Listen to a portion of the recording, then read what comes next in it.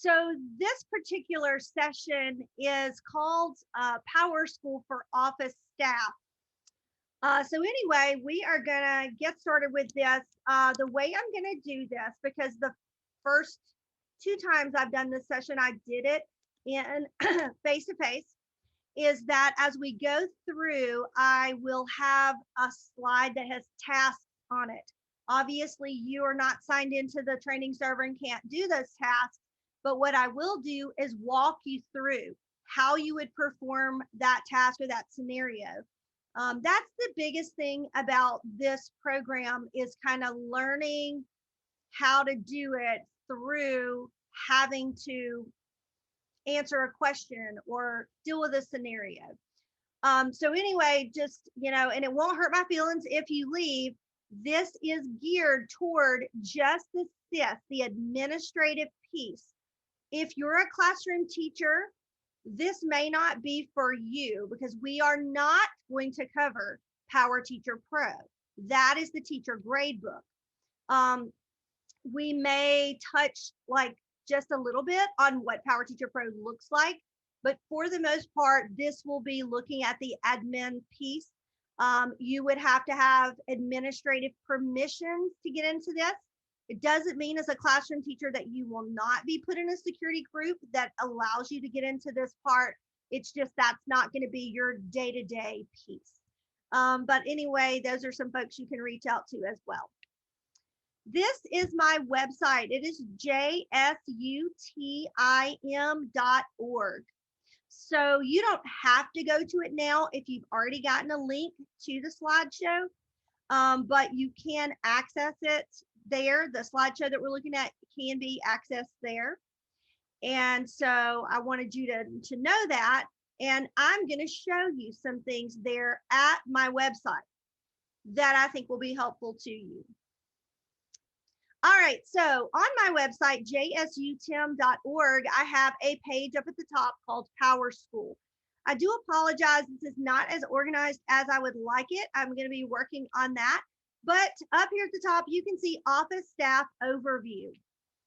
When people talk about PowerSchool and training for PowerSchool, I recommend that your office staff people, mainly secretaries, registrars, people like that are going to be enrolling students, I recommend no less than 3 hours for them to work through the program.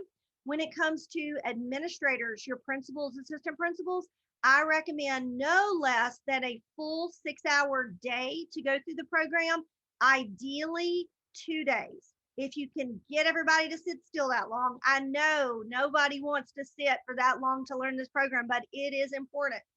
I do a PLU that has 4 face-to-face meetings. I have done it virtually one time, and like I said, I'm considering doing that virtually in August or September. I have some other slideshows here if you're interested. I have my full district Power Teacher Pro session. I've been doing that one. I did that 3 times this week. I have broken down the teacher session into 2 sections, because technically the teachers have 2 pieces. They have the Power Teacher Portal, which is their version of the SIS, and they have the grade book. So if you don't have a lot of time, I recommend teachers at least get 2 hours if you're going to train teachers. If you can only get an hour in, each of these is an hour's training. And then you see I've kind of crammed it into 1 hour if I had to. Some helpful documents for your teachers. These are some good step-by-step guides if you want to share those with your teachers. And then down here are some helpful sites.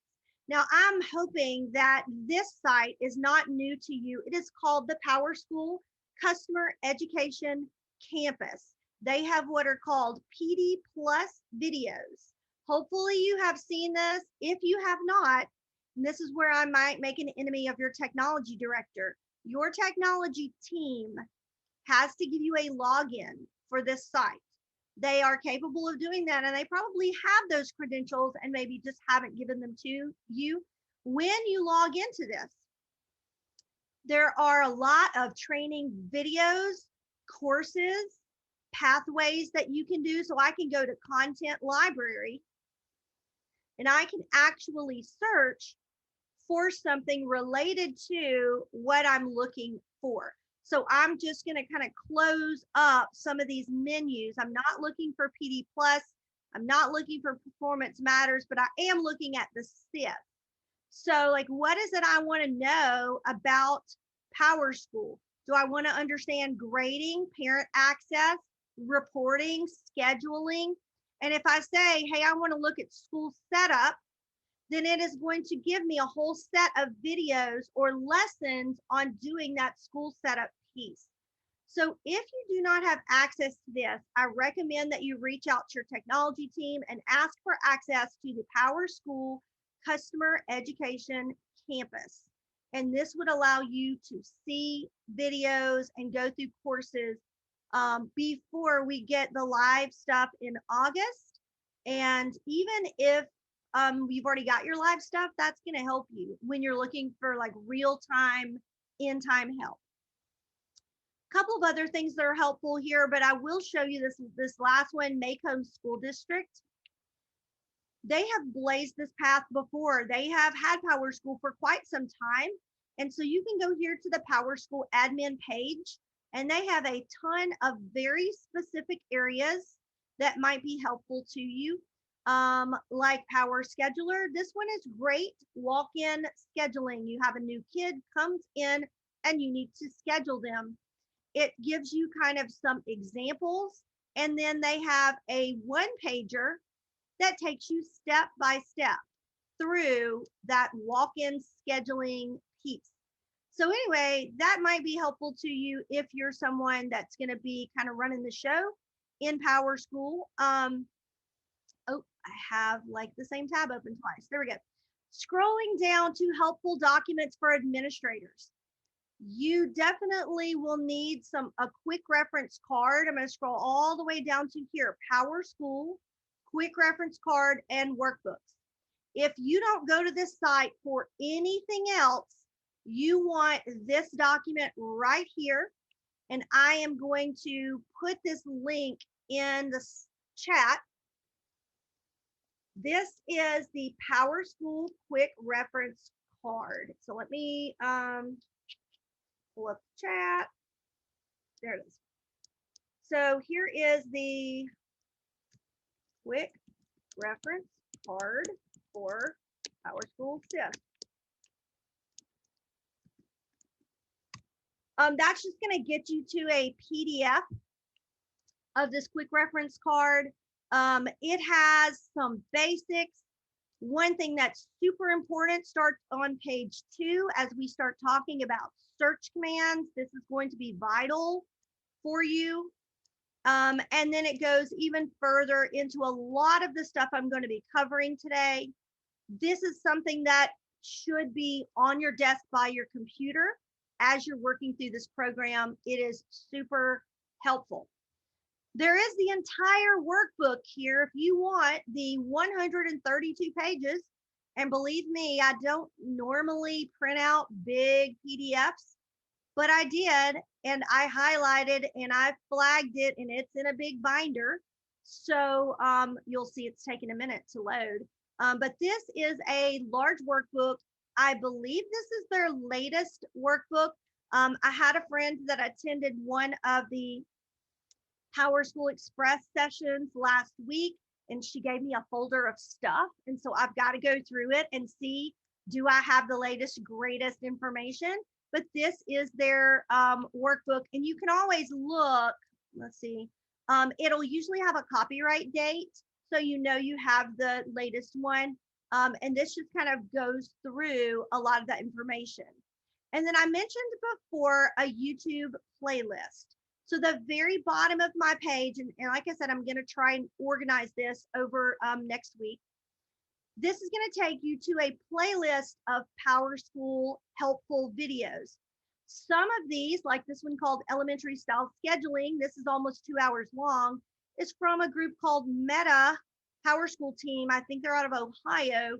They do a lot of step-by-step virtual trainings with districts. So I'm totally cheating off their stuff.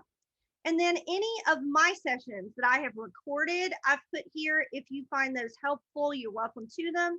I did record sessions of my PLU. I may be taking these down just because I have improved it so much since I taught that at the end of January.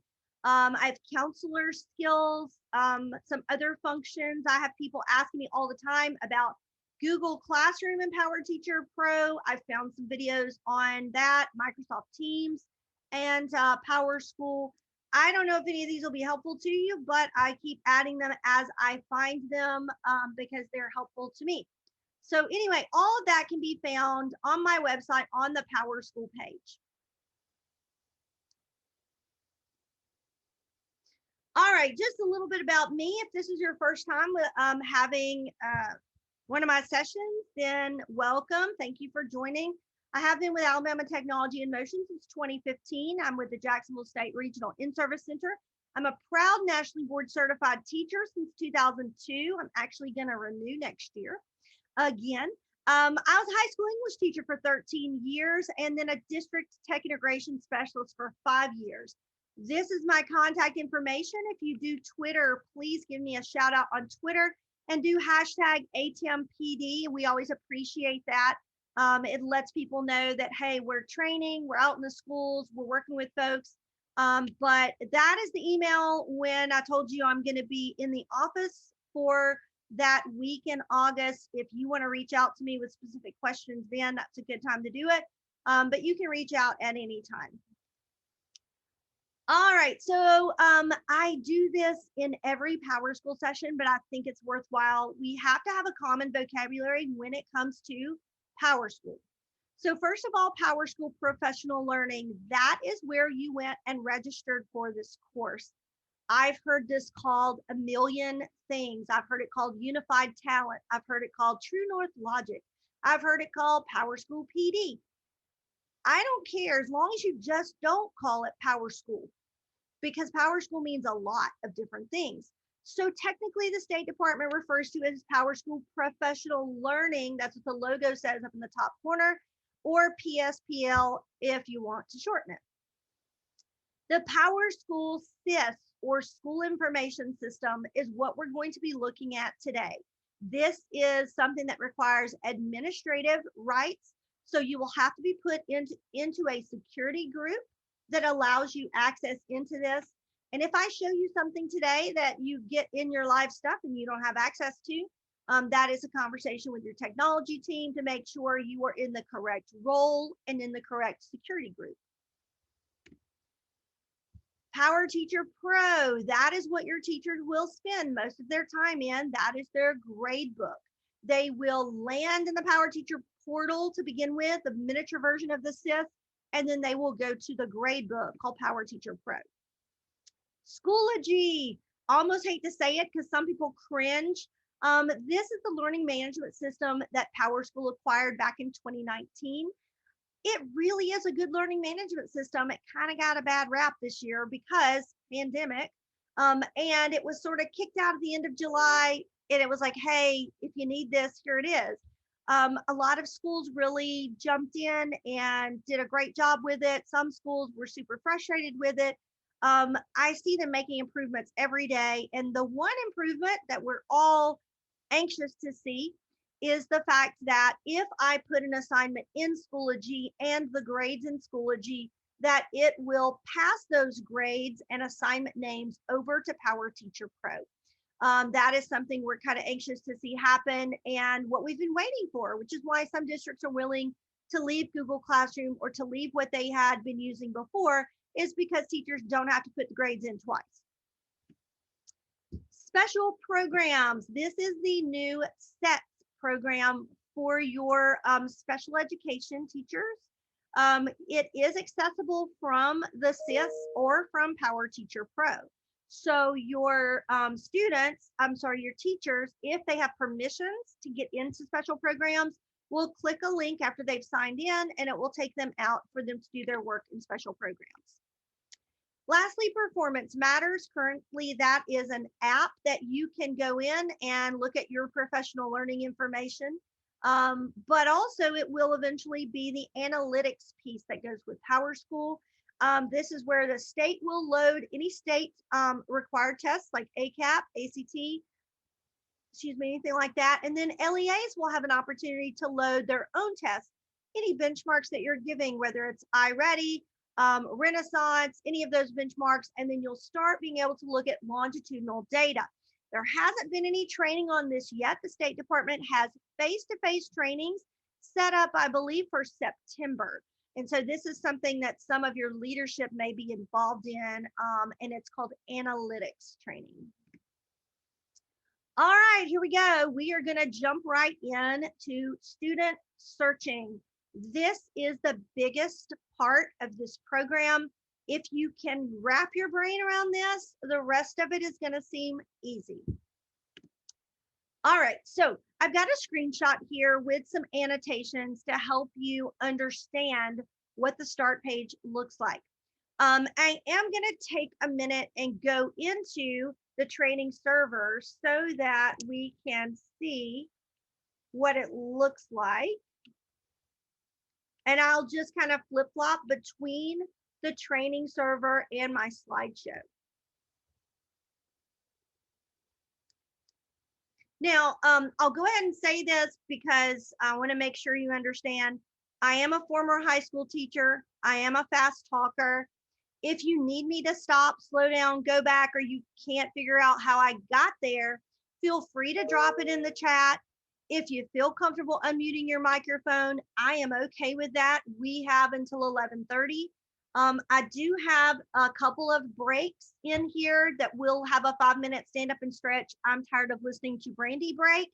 And so feel free to hold off your questions till maybe we're on a break and we come back from that and you want to ask me, that's fine too. But I'm just going to kind of press on until somebody stops and asks the question. So anyway, just wanted to put that out there. So once you log in to PowerSchool SIS, this is what you'll see. I do have my own kind of screenshot of this page just to walk you through it. So universally in PowerSchool, if you click the logo at the top, it is going to give you, it's going to take you back home. So anytime you lost, click the logo to go back home. On the other side of the header, you have this little square with an arrow coming out of it. That is where you will access other apps. Special education teachers and administrators that need to go to the special programs app will click that and it will take them out to special programs. I believe eventually your analytics piece of Performance Matters will also live here and possibly some other apps as they add them. You have a print screen option here if you need to print a screen at any point. I do encourage you to print screens when you go through this program. It doesn't show here, but as we walk through, you'll start seeing the names of pages here as breadcrumbs. And so sometimes it's helpful to print a page and you can follow those breadcrumbs to remember how you got there. And then you've also got your profile. There are a few settings that you can go in and tweak under your profile. Underneath that, you're going to see your school menu and your term. If you happen to have access to multiple schools, you will have that here. Or if you have the district office, you'll have all the schools and the district office listed. And then you'll also have your term menu. Your term menu will have up to 6 years in it at your fingertips. That's what I'm told PowerSchool will be loading. Your LEA, excuse me. Your LEA can purchase additional years. Anything beyond 6 years will be housed on a separate server, a little bit harder to get to, but not gone. If you open it when it's your live stuff and you see this quick data, I would advise you to close these areas and only open them when you need them. One thing you might want, especially our registrars and people that work that check-in and check-out desk, this right here will start showing percentage of attendance taken during a period. And so you want to definitely see that. If you click view attendance, you'll be able to see that percentage. There's a report that you can look at to see what teachers have not taken attendance.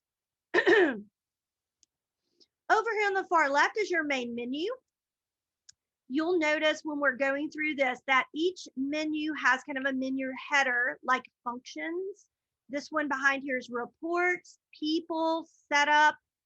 Part of understanding this program is figuring out where things live. So when we're going through this, I may say you would go to functions and then to incident management. And so you have to kind of figure out where these things live. These are not alphabetical. It appears that they are listed in order of most used. When you go to a student information page, this entire menu changes to student specific pages. What we're going to spend a lot of our time in today is this section here called the people menu. You're going to have 3 possible data tables on here. You're going to have students, contacts, and staff. And so you can click that and change to search for any of those groups. There's a further drop down box that will let us filter that even further. You can either click return or enter, or you can click on this magnifying glass once you put something in the search bar. And then after you make a search, you may see the current student selection show up here. So if I search for a kid, I can add kids to my current selection and it'll show up in this parentheses, the number of kids I have selected. And then above that, we have what I call mega searches. These mega searches, pretty obvious what you can get there, grade levels, genders. If I click 9, it will pull up 9th grade. If I click 10, it will clear out all of the selection and just give me 10. That's why I call them mega searches, because they clear out anything before that search. And so we're going to look at what I mean when it comes to these searches. All right, so I'm going to put a letter in here, just one single letter. And you'll notice that I already have a list of kids, every kid whose last name starts with D. So it does search by last name. If I clicked right on a student, it would take me directly to that student page. But let's say that I just wanted to hand select a few of these students. That's what the plus sign is for. Okay, I will note too that you are seeing their student number and their grade just by typing in part of their name. You're already seeing some information. But I'm just going to click these pluses, and you'll notice that in behind here, my current student selection is growing. So I'm just going to add a few more. I just click the different letter. All right, so notice I have a list of students. In parentheses, it says I have 6 students in my current student selection. And it shows up here in my filters. So you'll start seeing these filters stack up. As you select kids, this says, hey, you added 6 kids. All right, so this will hold on to this current selection anytime. I can go out here to attendance. I can leave attendance and I can go to teacher schedules. And then I can go back home, and you'll notice it holds on to that current student selection. That's important to note that it is a smart program. It's going to hold on to your choices until you tell it that you want a different choice. Okay. One thing I did want to note is these mega searches up here. So if I click 9, notice what happened to my 6 students. They gone. I don't have them anymore. I have 137 9th graders. Now, if I also wanted 10th graders and I click 10, that does not work. You cannot add by using mega searches. When I click 10, it actually got rid of the 9th grade and it just gave me the 10th grade. So remember, mega searches clear everything. And you can only do those searches once. So if I just click F, that's going to give me all the females. If I click 11, that's going to give me all the 11th graders, but I can't combine those searches. All right, so I just have some screenshots on our slideshow talking about these smart search features. You can click the pluses and add hit by hand. And then also you are going to see something when you do a search. Okay, so for example, if I type in a D and I scroll a little farther beyond the names, I can see these bucket icons. They're very strange, but that's what I call them. These are called field names. Now, let me go ahead and say, do not let them scare you because there are some really weird and wonky ones in my training server. Some of them are going to make more sense because they don't look like that. Like I bet you can guess what the DOB data file is. What is DOB going to give us? You can unmute or you can put it in the chat because I really want to know you're with me.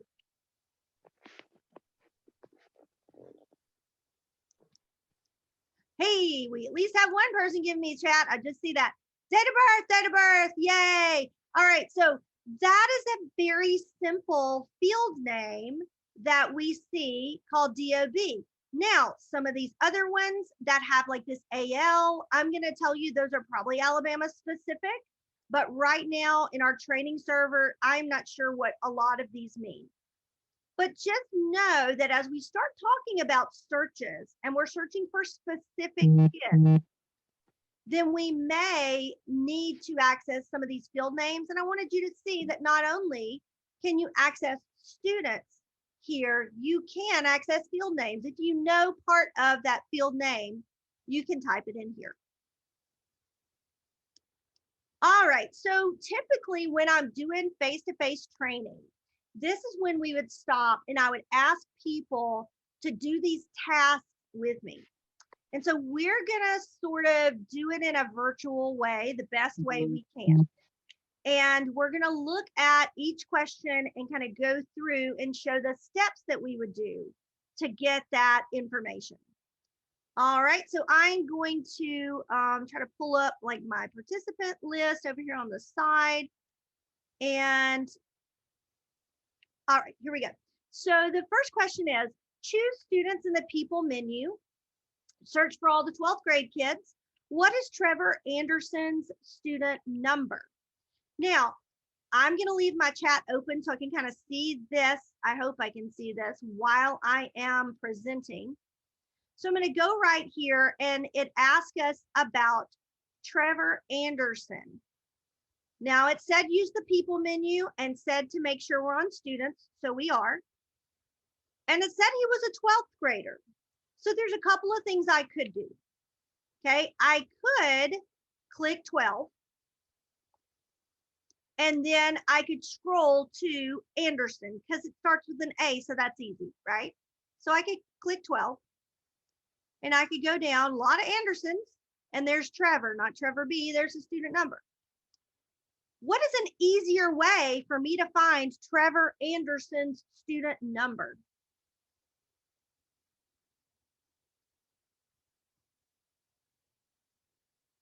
And I'm going to just clear that search. If I want to find Trevor Anderson, just type in the last few, type it in. So you don't have to, I mean, there's going to be several ways I can get to some of these answers, but I start typing in Anderson. And if I were to type the whole thing in, I can. But look at that. I can see that student number without ever even having to scroll or look. So the significance of that he was a 12th grader may not be the big deal. I can find that information right there.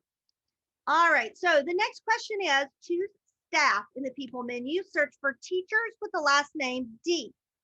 Who is the last name in the search selection results? All right. So I've got to change my data table to staff. Now I call this a trick question when I'm face-to-face because what we typically think is, oh, I'm just going to type in D. Now, in order to see this list, I either have to go over here and hit this magnifying glass or I have to hit return. So I hit return.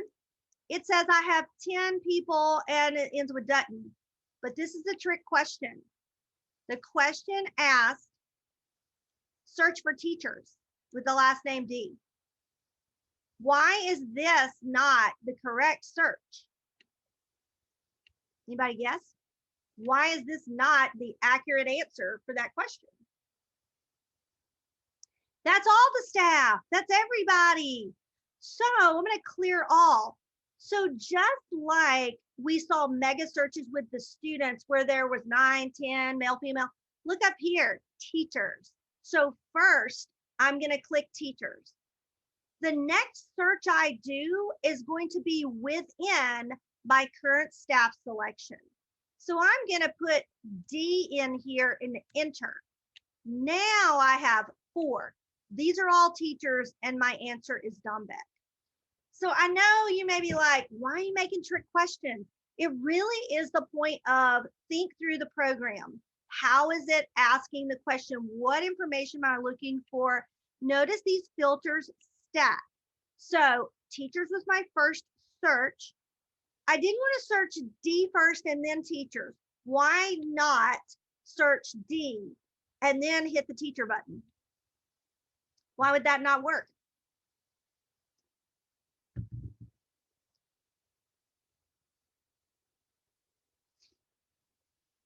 Anyone? So the reason why I can't first, yeah. So the reason why I cannot do, the reason why I can't say D first and then hit teachers, look what happened. That is the mega search. It just wiped out that D search and it gave me teachers. So you have to think about that. If I'm going to use one of these mega searches, that has to be done first, and then additional searches happen after that. All right, next question. Search for contacts who have the last name Smith and the associated student named Cameron Thompson. All right, so we are looking for contacts. So I'm going to change my table again to contacts. I'm looking for the last name Smith. 153 contacts with the last name Smith. Now, there are other ways to do this, but because we don't know a lot about the program, we're just going to start with, I know the contact's last name is Smith and their kid's name is Cameron Thompson. So I can scroll down over here. You can see associated students. Scroll down and boom, there's Cameron Thompson, and that contact is Andrew Smith. So you can do further searches within this, but that one was a simple scroll because we didn't have a lot of contacts, or sorry, we do have a lot of contacts, but I could scroll and find that one relatively easily. All right, this next question is a tricky one. Look up Judy Babs. We're going to look up a specific student. Now, the first thing you need to remember is switch back to your student table. All right, so I'm going to search for Judy Babb. There she is. If I click directly on her name, it takes me to Judy's student screens. This is where many of you will live. Once you have searched for a student, you'll have access to all of the students' screens. Now, this particular screen is called the Quick Lookup screen. It's one of my favorites because it gives us a ton of information about Judy. We can see her schedule. We can see her grades. We can see absences and tardies. We can see GPA and attendance codes. And keep in mind, I didn't say this to begin with, but this training server is set up for a high school that is a 4-block day, alternating days. So they have A days and B days.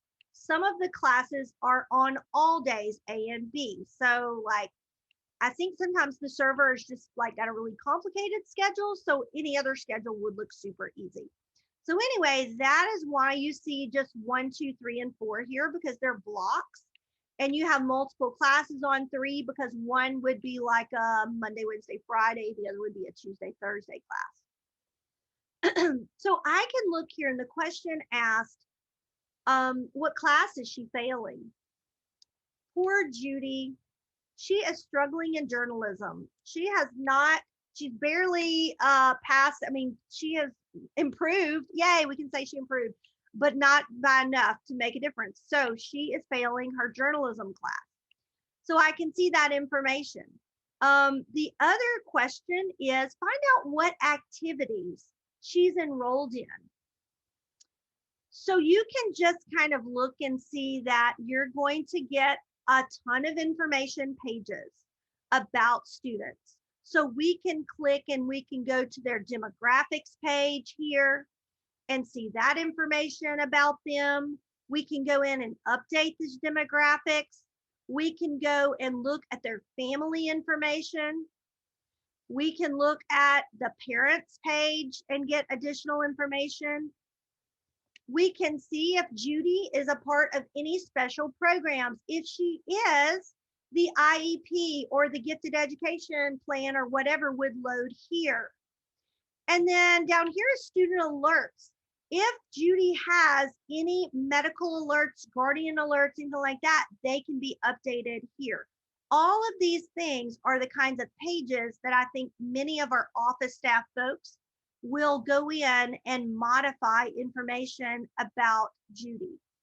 Scrolling down further, we get into some academic information, but the question was, what activities is she enrolled in? Now, remember I said earlier, the hardest part about this program for a lot of people is going to be just remembering where everything lives. So we start out with information as our header because we're going to update a lot of student information. Academics being next because we're going to probably check grades pretty often. Administration information regarding any discipline or anything with that kid. And then enrollment deals with programs and activities that she is enrolled in or enrolling her in school, transferring her out of school, those kinds of things. The last option is scheduling. So I'm going to go to activities. So notice these are the activities that Judy is enrolled in. She's in the band, she's on the golf team and the soccer team. She's super busy. So I spend time showing people all of these different pages so that we can kind of prepare ourselves for creating search commands. One thing you have to remember is that this is a data pull program. It is looking for data based on what's in the program. These activities are check boxes. We have blank check boxes and filled check boxes. When I look at another field like student alerts, these are what I call free text fields, which means I could type in allergic to bee sting, allergic to peanuts, asthma, whatever I needed to indicate here. Those are free text fields. Something like activities is a checkbox field. This is significant as we build our search commands. So I want you to think about that when we go to our next area, which is talking a little bit more about searches. All right, so moving on, we just really looked at 2 slides and we already had a test. So hang with me. We're going to have a break at about 9:45 and give us a little moment to let our brain breathe, and then we'll jump back in. So you're thinking, well, great, I like the mega searches, but I can't just pull 9th and 10th grade. How could I do that? There is something called advanced. It's right there underneath those mega searches. It's called advanced. So this is there for you to layer your searches, particularly if you're using a mega search. So let's say I want to grab all my 9th graders, 137 9th graders. And I also wanted to grab some 10th graders that I know are going to be retained.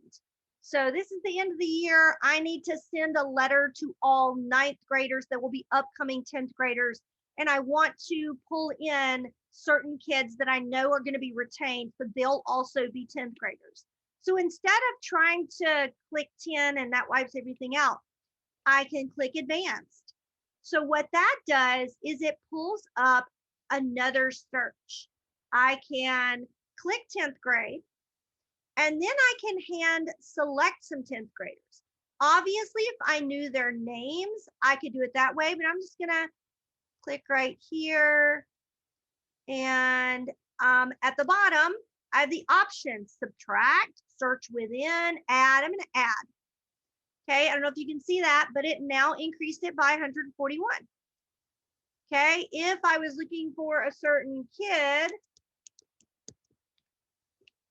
there are 2 10th graders, Edwards, I'm going to add them too. Okay, I close this out. Now I have all my 9th graders and my handful of 10th graders that will be retained. So I was able to layer those searches using mega searches. So that advanced command, I think, is going to be helpful to you. And you have several options there on that. So I've got just a screenshot there talking about advanced. All right, so why do we search for kids? We search for a group of kids because we need some information about those kids. So we're going to look at the bottom of my selection. I have a couple of options. Now, if you don't have any kids selected, you won't see this. But the first option I have is select by hand. So let's say from this list, I actually needed to make a change and I wanted to deselect a few kids and take them out of the group. Okay, I can do that, update the selection. Now my number is 2 fewer. But right here, if you notice, this button says attendance change, but don't let that fool you. This is actually the button for group functions. So when I click this little drop down, the only place you're going to see the title group functions is when you click that arrow. This is where you will spend a lot of your time. I've selected this group of incoming 10th graders. Now I need to do something with them. What is it I need to do? Do I need to do an attendance change for the whole group? If I do, I would click that. And the reason why this button was called attendance change, and I have this little green check mark, is that's the last group function I did. Told you this program is a smart program. Sometimes it's smarter than I am. It will hold on to your last selection. So it does that kind of thinking this is most efficient because this person does a lot of attendance changes. What if I need to mass enroll these kids in a special program? What if I needed to make a list of these students, including their date of birth? I could pull anything, their emergency contact information, whatever, because all these 10th graders are going to be going on a big career field trip.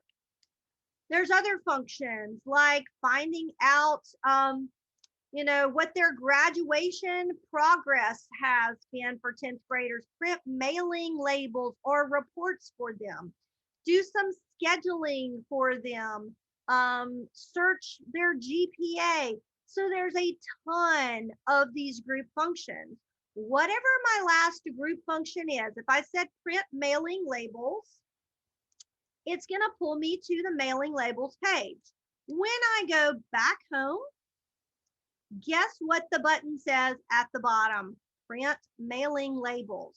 So when you are learning this program and you rack your brain and go, where are the group functions? They're hiding. They're right there. And it's trying to outsmart you by naming the button whatever you used last. So you can see the last thing I did was print mailing labels. So I know that's kind of a long description about that, but I wanted you to be clear that when it looks like, hey, I don't have what I need, it's probably hidden. My favorite group function is the student screen function. So let's say for these 144 kids, I needed to just eyeball their grades and see if anybody failed a class. I could go here and I could choose student screens, which is the very first one. When I choose that, it says, what screen do you want to see? I actually want to see quick lookup.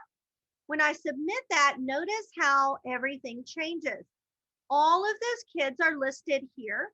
When I click a kid's name, it shows me their quick lookup screen, and I can easily click through every kid, look at their grades, If I see one with an F, I could write that down, or I could go to their information pages. All right, so we have a question. Wes says, are the group functions specific to different grade levels, bands, school configurations? This particular group functions are going to be group functions no matter where you are. It will have a lot to do with when you pick that group function and the kids you have selected within that function, you may have some other options like to see things like their enrollment or whatever, but it's pretty much standard. An elementary principal may not need every group function like graduation plan progress, but they may use other functions. So, but the group functions are pretty much standard across the board. I hope that answered your question. All right, can you please go back and show how you got the quick lookup student list? Sure. So I have our student selection. And at the bottom, remember I said we have group functions, they're hiding. The very top group function is called student screens. Once I make that choice, it's going to ask me what screen do I want to see. The top choice is quick lookup. I could look at their attendance. I could choose their demographics to modify all their demographics at once. I could do that, but I'm going to hit submit. And then I get this cute little list of kids. I mentioned breadcrumbs before. So notice this big old trail. Student screens, I went from that menu, group functions, special function start page. So it goes back through there and I can click any of those to get back somewhere. So I'm just going to click home. All right, the next screen, 12, is called stored selections. So everyone in your school that has admin permissions can make a stored selection. All right, so if let's say I wanted to save this group, these are going to be our 21, 22, 10th grade class. I know it wouldn't be practical to save that because we could just click 10 next year and get those. But I'm going to say I want to store this selection. If I click stored selection, it says, what do you want to call it? I'm going to call it 21, 22, 10th grade. Okay. Now I can click save with a new name and it will show up down here. If I want to publish this, I can publish it and anyone with admin permissions also would have access to that selection of kids. I'm just going to save it as is. We'll say submit and I'll see it in my list of 141 kids. Now, why would I want to do this? Let's say I have a group of kids that I'm going to need to run a group function on a lot during the year.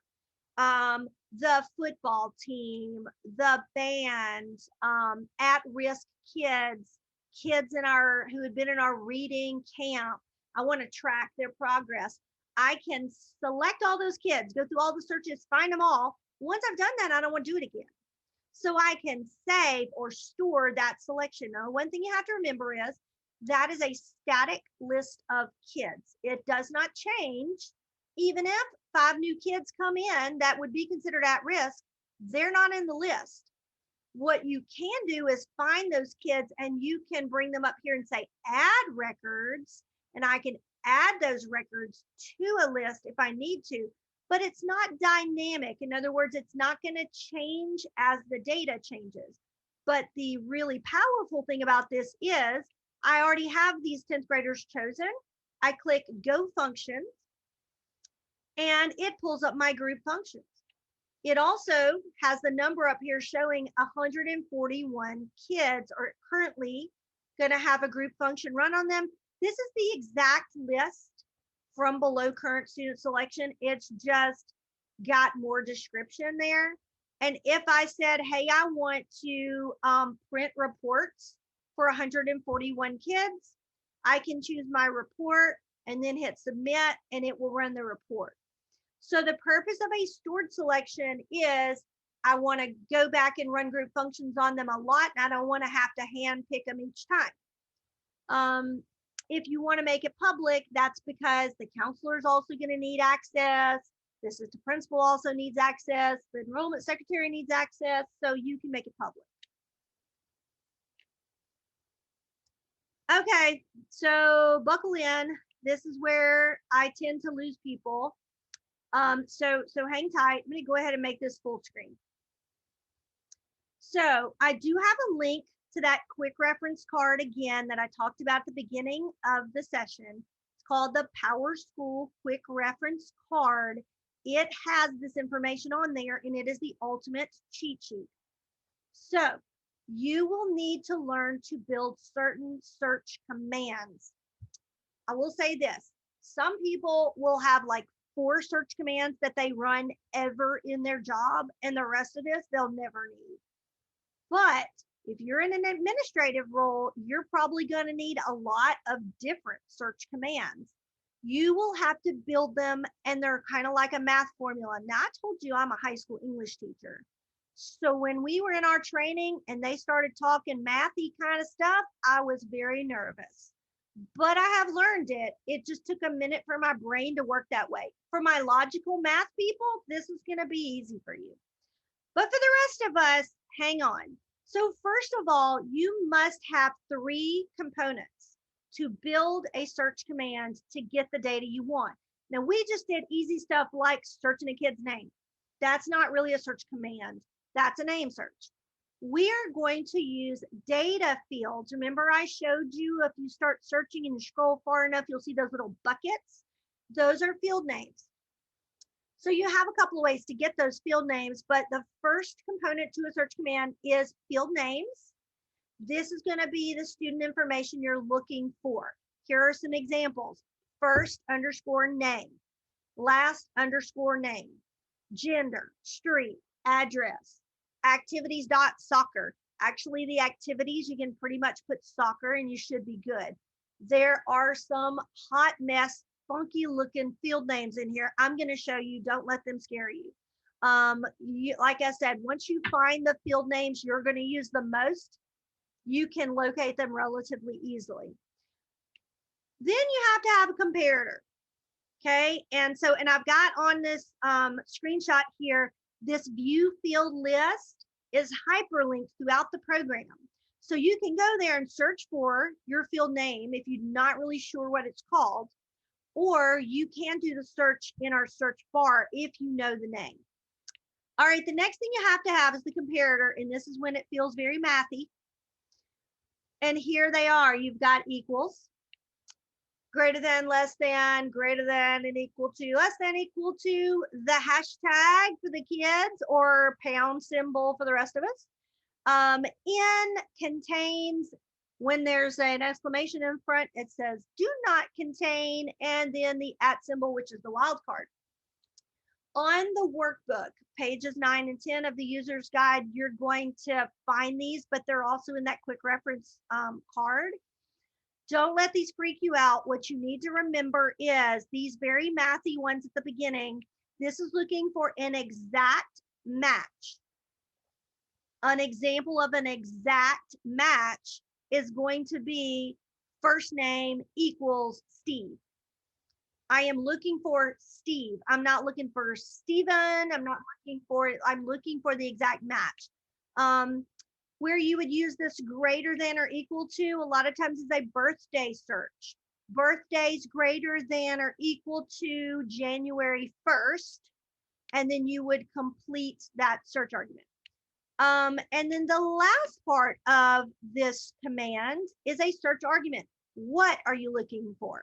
So first name equals Tom, that would be a complete search argument.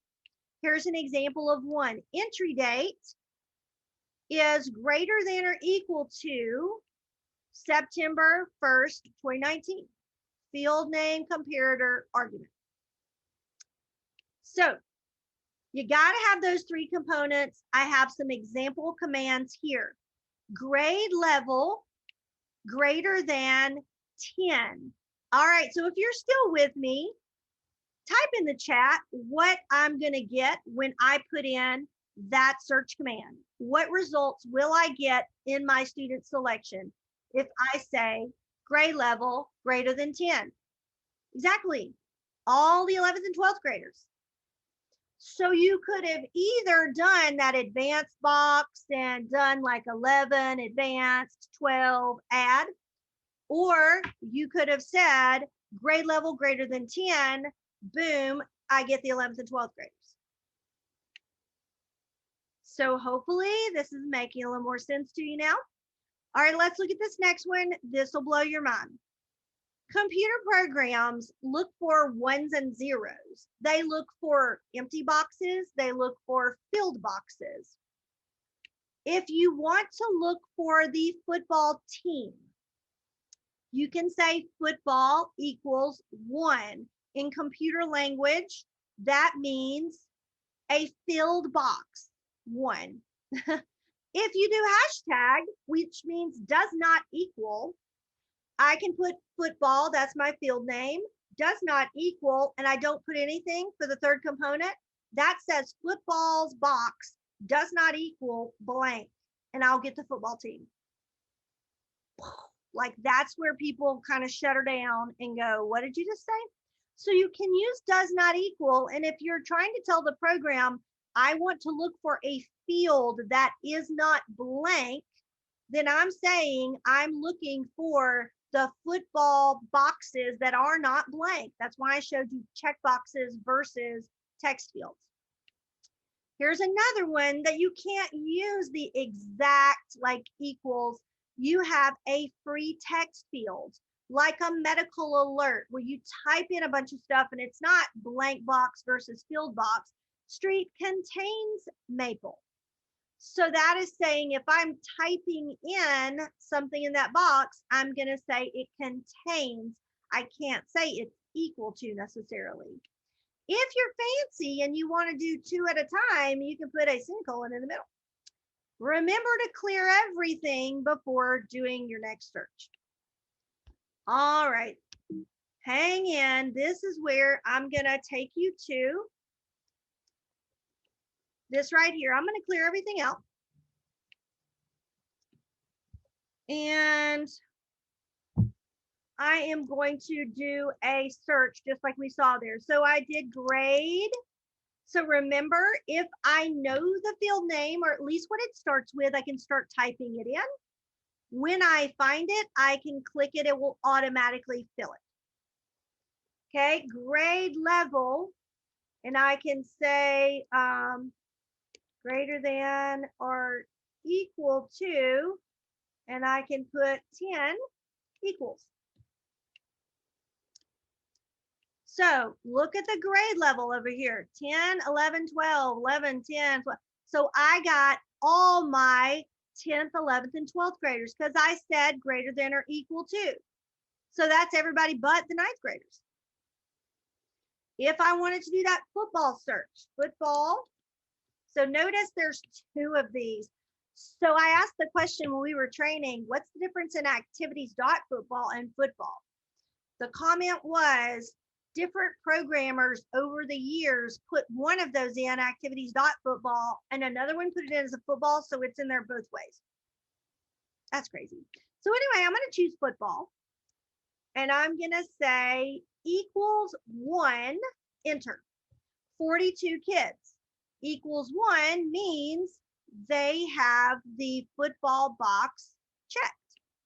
I could also do football,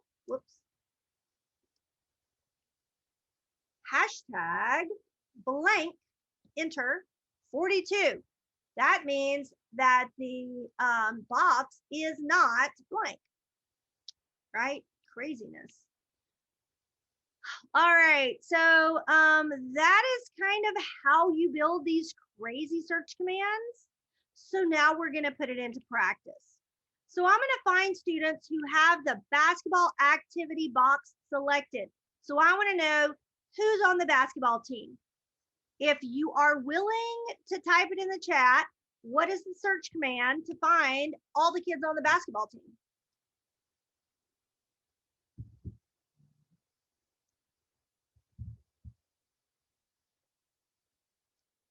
Close. Basketball hashtag is one option. Yep. Summer was close. She said basketball equals. What would we need to finish that search command? Basketball equals 1. Yep. So basketball equals 1 or basketball hashtag would get us the whole basketball team. So I'm going to do basketball hashtag enter. 29 kids. That's a big team. You know, they're ready for COVID quarantine. All right. Next, find students with a medical alert that contains peanuts. All right. So this is the tricky thing. If I start typing in medical, I can't find medical alerts. Okay. So I am going to go to view field list. Once this opens up, and y'all, I told you, this is redonkulous. This is like there's 900 and something crazy field names over here. I can't even begin to tell you what these things might mean. I am hoping once you get the live stuff, you don't see all this. So let's just pretend all the craziness here isn't here. And I can type it in. So I'm looking for medical alert. Look what it's called. It's called alert_medical. So if you kind of know what it's called, I would go to view the field list and type it in. Once you find it, you click it and it automatically fills it.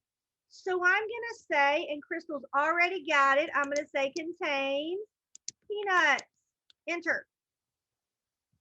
65 kids allergic to peanuts because that's in their medical alert.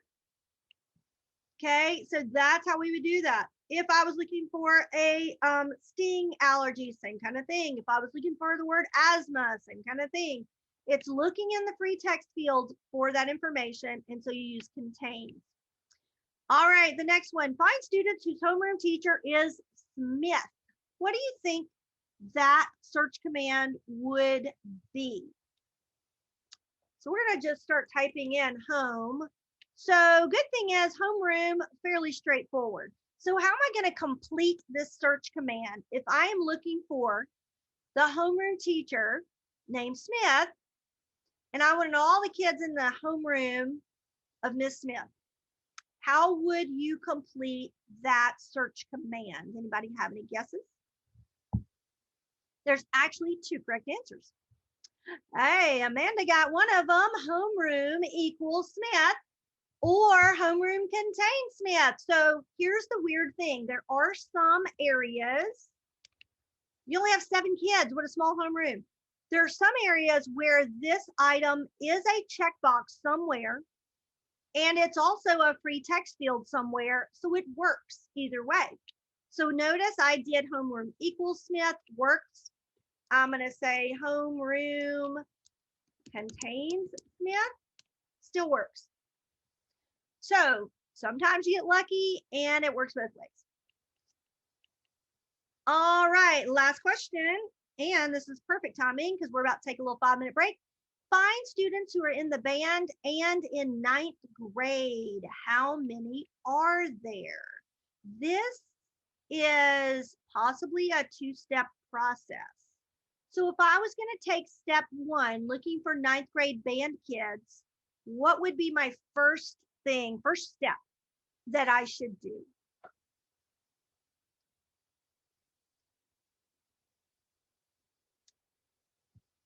So looking for 9th grade band students, what would your first step be? All right, so we've got some people say band, some people say 9. We're kind of close.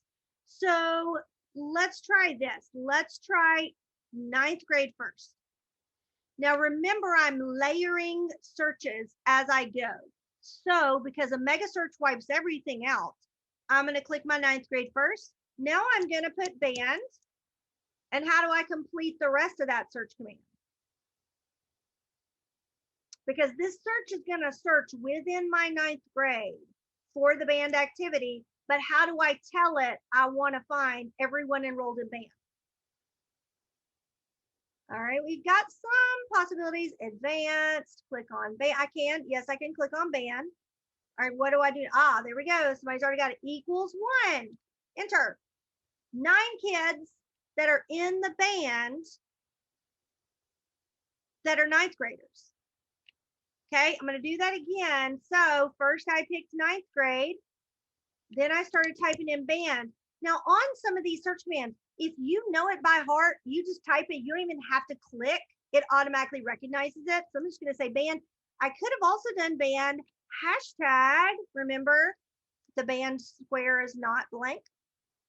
So either of those works. Now, if you're fancy, once you start getting the hang of this, watch this. Grade level equals 9 semicolon band hashtag. Boom. Once you get the hang of writing these search commands, it will feel easier to put a semicolon and type both those searches and do them at the same time than it will be to do like ninth grade and blah, blah, blah. Good question, Wes. Who is checking the activity boxes? Is it an administrative task or teacher level? It will have to be done at the administrative level. Now, here's what we're going to hope. If you had to, I know, boo, right?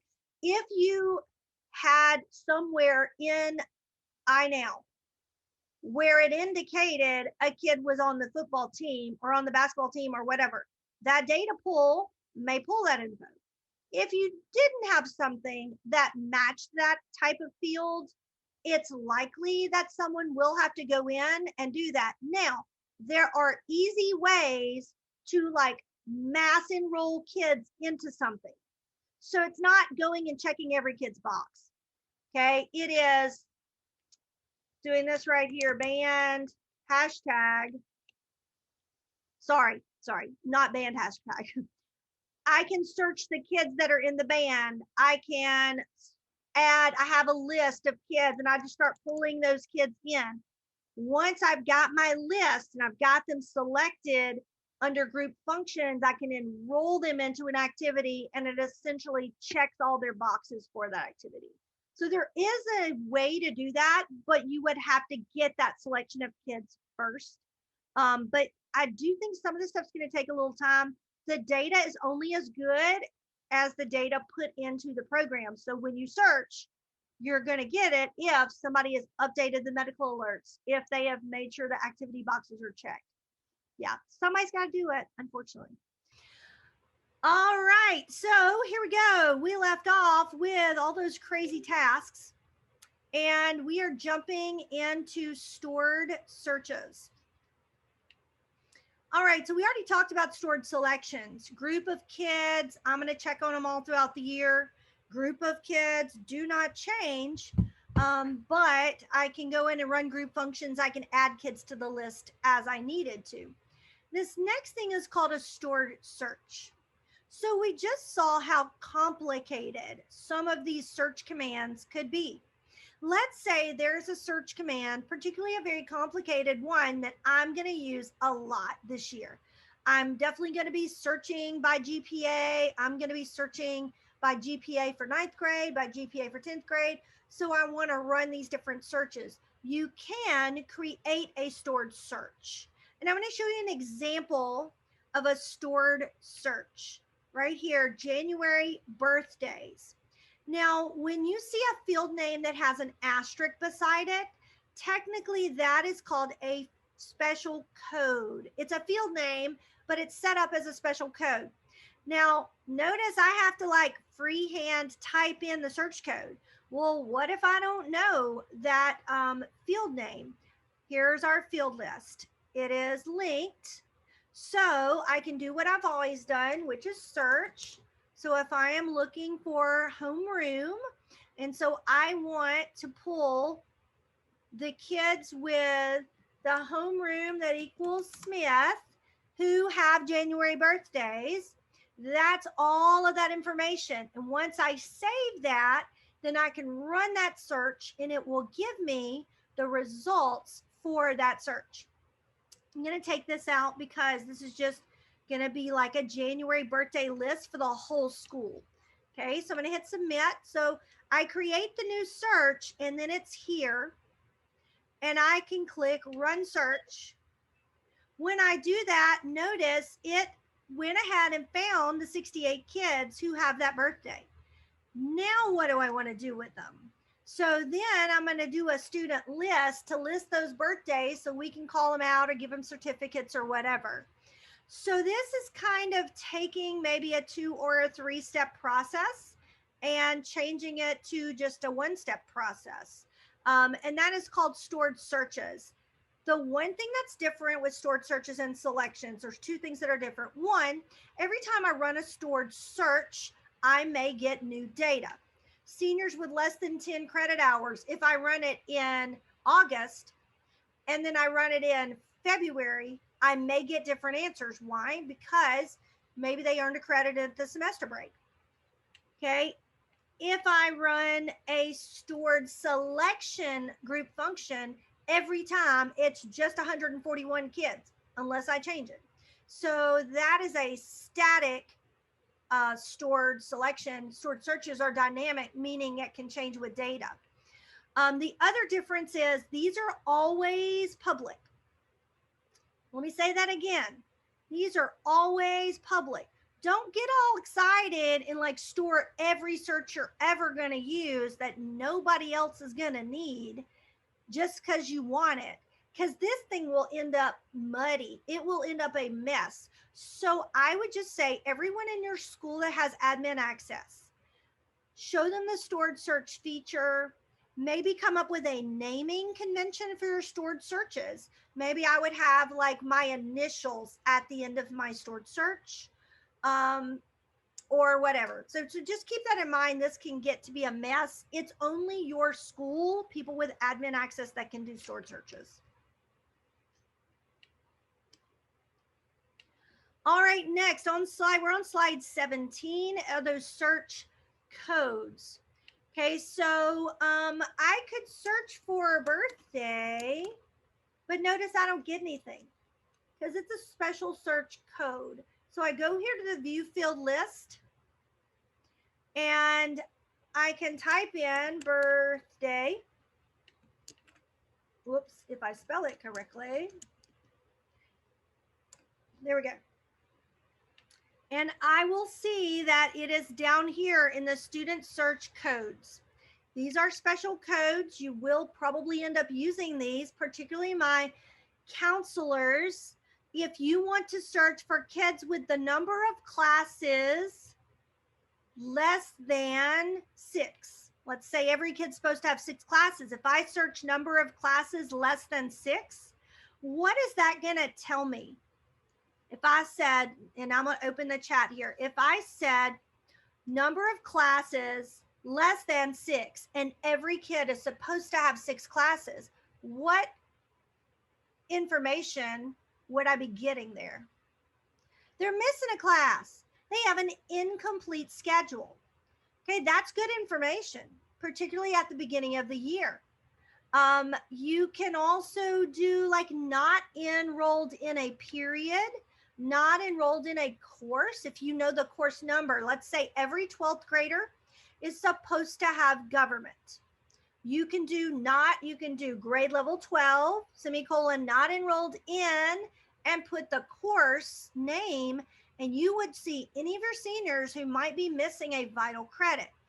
Then you've got other things like has not completed,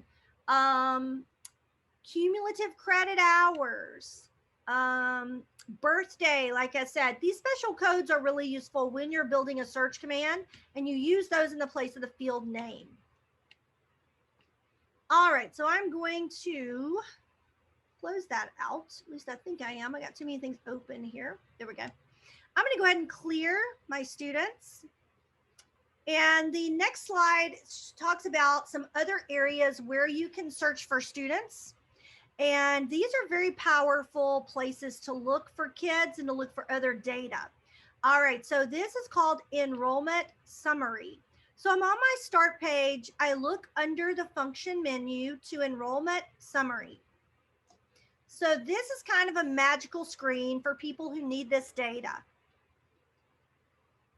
This breaks your school down by ethnicity, grade level, and gender. And what is cool about this is that every number is hyperlinked. So let's say that we have a scholarship opportunity for Hispanic females.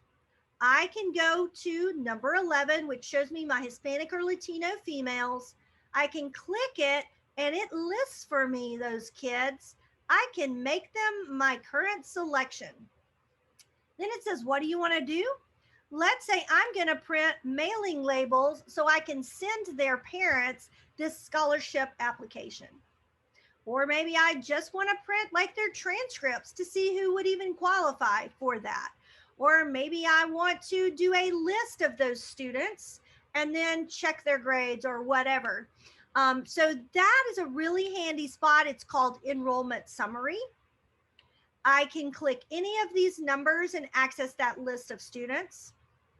So I think that's pretty handy. The next place that you can check for information is teacher schedule or master schedule.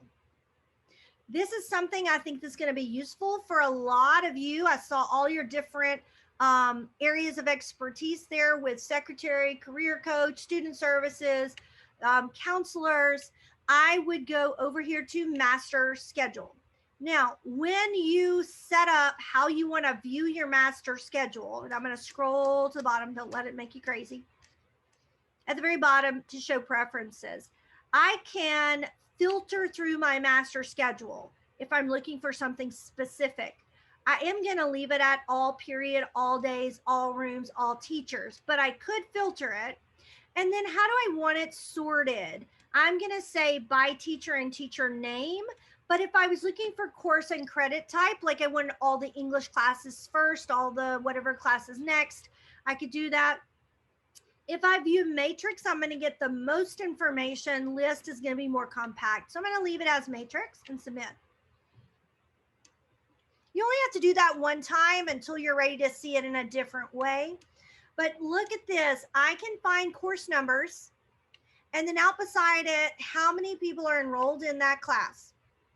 Now, this course number stuff is very helpful because if I'm a counselor or an enrollment secretary, registrar, and I need to quickly enroll a kid in a class, I'm going to need the exact course number and section number.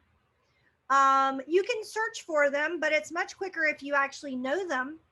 One thing I will show you that's pretty handy, if I am, say, on my start page, is I can right click any of these and open them in a new tab. Do this. This is going to be helpful to you. PowerSchool doesn't seem to mind when it's open in other tabs. So as I'm going through enrolling a kid, modifying a schedule, super handy to be able to scroll through the master schedule, copy that course code and section code, paste it into what I'm doing. So remember that tip, right click, open a new tab to see the master schedule. This is also helpful to pull up a kid's matrix schedule. And as you're making changes, you can then see conflicts or holes in their schedule without having to click back and forth through the program. So anyway, master schedule is a great way to find kids because if I go to master schedule and I click on this number, like 13 out of 25, notice it's hyperlinked. If I click that number, here are the kids in that class. What if Christy's mom calls the school and says, I do not need her in class with Erica, they fight. So I'm going to unselect and I'm going to click Christy and I'm going to say drop from this class or enroll into another class or whatever. So here is drop from this class. Once I click that, it's going to say, you want to drop this student?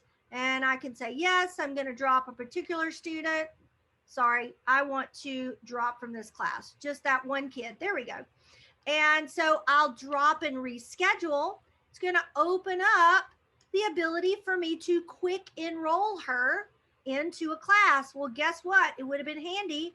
My master schedule was open, copy, paste that next class in there. So I just love the fact that on the master schedule, I can access the kids list I can check or uncheck kids, and I can drop them or enroll them in a different class. Or I can make this my current student selection. I've got 19 kids. This is the whole open media class. And I can do an attendance change because they went on a field trip. So you can see how these group functions keep popping back up, because anytime you grab a group of kids or you look for a group of kids, you have an option to do something with them. So that is master schedule. We're going to also look at teacher schedule. So I'm going to go over here to the very bottom to teacher schedules. Now, all of my teachers are listed. This is another handy thing to look for a kid. You know, kid needs to do something and you don't know where they are, but you find out they're in Mr. Brockmeyer's class. You click on Mr. Brockmeyer's class and you will see his schedule. All right, so this is where I can click the number, the enrollment, and here's the same option I had before. So I can also see it by teacher if I don't want to go master schedule. But let me show you another thing about this area. This is especially for my front office people, secretary people, things that you're going to be doing as far as Miss or Mr. Burnt is not here and we need you to mark attendance for his class. These little, now these are grayed out. The reason why they're grayed out is because today happens to be a B day on their school calendar, not an A day. So I can't take attendance for these other ones, but I can click on this little desk. And here is a little peek into what attendance looks like on the teacher end. You can go in and you can mark attendance for one kid or the whole class here. You could also search for a kid and mark individual attendance. But let's say that that teacher is running late, they're not there, you have to mark their attendance at the office level. What I did was chose the teacher, went over here, clicked on, let's see, attendance. This is a crazy one because, I don't know. Yeah, this is a big class. Anyway, so if I'm going to mark attendance for this class, and this is the case for teachers too, you have a couple of options. One is I can click in the box and I can change the code. So I can say that kid is on a field trip. If it's blank, that means they are here. So blank means present. If I've got several kids absent in there, I can go in here and I can say unexcused absence. And once I change the code here, everywhere I click automatically picks up the code. So you can either go here and change it, or I can change the code at the top. Everywhere I click, it changes. And if I wanted to change this again, tardy excused, I click there. And then I would hit the submit button. And that means that I have submitted attendance for that teacher's class. So that's the way you would do attendance if you had to do it at the office level. Notice that there were a ton of attendance codes there. I'm guessing the codes will be whatever codes you're accustomed to. And we'll talk a little bit more about attendance. Let me go ahead and hit the start page. But I will go ahead and mention that there is supposed to be a statewide attendance manual coming out very soon that will indicate some specifics about how to take attendance here and what the codes are supposed to be for your school and for your district. So that's coming. All right. Next is on slide 20, talks about the daily bulletin. I am not sure if your school will use this, but I'm going to show it to you. It's over here under special functions. I didn't name these things. There's functions, special functions, group functions, enrollment functions, function, what's your junction? Like there's a lot. So I'm going to click special functions, and there are a lot of them here. Like if you can't find group functions, it's also under special functions. But I am going to go to daily bulletin setup. And I can actually create announcements here. Now, you may not do this because you may continue with whatever you've already done for announcements. Paper, email, Google Classroom, whatever your purpose of it, the way you've done announcements in the past. If it ain't broke, don't fix it. But you have the option. I'm going to create this announcement. I'm going to call it Welcome Back to School. Notice, as an administrator, I can make it public. That means parents will see it in the parent portal. I can make it only my teachers see it, or I can make it only other admin users see it. Okay, I'm going to say welcome back to school. I'm going to say welcome back. Whoops, let's make that prettier. Back. Exclamation point. I want it to be bold, so I'm going to click and select, and I'm going to hit the B. It is going to use HTML tags. Like, I know, really, it's so very old school. But yeah, just ignore it. Looks kind of wonky and weird, but you can do that.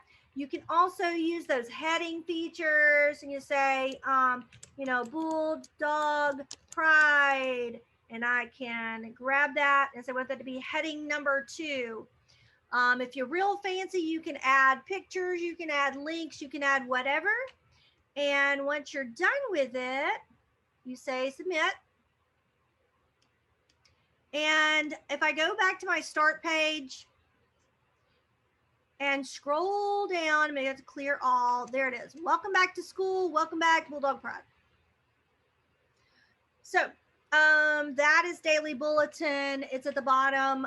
Honestly, I'm not a fan of it because on the teacher end, they actually have to click something to see the Daily Bulletin. And y'all know teachers don't have time. They're not going to click that. So I always tell people, unless you say like cupcakes in the break room for 3 days in a row, and they're like, hey, I better check the Daily Bulletin, they may not ever check it. All right, next we're going to talk about reports and labels. Now I'm going to go ahead and tell you, we're going to talk about it, and you're probably going to have a million questions. Unfortunately, I don't have a million answers. I'm going to talk about some basic reports and labels and tell you that according to the State Department, there will be a few report templates provided to the school districts, and then the districts will be in charge of creating their own. Now, reports are not super easy to create because they are very heavy with like HTML and those field names, something called data access tags. It's a whole other 4-day training. But I'm hopeful that some people across the state that are super geeky and like doing that stuff will end up sharing them, and our districts will have access to those. Examples are like custom transcripts, custom report cards, some of the reports that you always have to run and you can't find where they are in PowerSchool. So anyway, we're going to look at reports. The first one is mailing labels. So we've already kind of seen that, and I have here select a group of students, go to group functions. This is under printing. Okay, so I'm just going to grab my 12th graders, and I'm going to go below there and click here to get to my group functions. The heading I'm looking for is printing. So attendance, enrollment, export, functions, graduation, printing. I'm going to print mailing labels. Now, what you see here is going to be directly connected to what the district loads for you to see here. So back to, there'll be some samples, don't know what your district will provide. So I'm just going to say we want to do parent guardian mailing labels, Avery 5160. Okay, it says how many pages. If you just want to do a test run of one page, make sure it's right before you do 211, you can do that. So I'm going to do that. How do I want to order them? Student last name, mailing zip code, address zip code. When do I want to run them? And submit. Now, this is going to be in my report queue. That's going to show up here if I am looking for a report. It says it's running. I can click refresh, or I can go out, click through the program, come back. When it's done, I'll see a little check mark up here. So I don't have to like stay on the page. You can go about your business, come back. When it's done, you can view it. Another hot tip, right click, open a new tab. Because many of these are PDFs, they will take over your entire PowerSchool tab. So right click, open a new tab. There are my mailing labels. Okay, if you look at these and you're like, I don't really like how those look, I want to change them. Teachers cannot change them. People at the district level can change them. So let me show you how you would do that. Not there. Let me go back to my start page. Sorry. All right, so I am at the print mailing labels page. Anytime you see blue, that's hyperlinked. That's going to take me to the layout to make changes. Technically, where we are, if I look at my breadcrumbs, is I'm technically in my reports menu.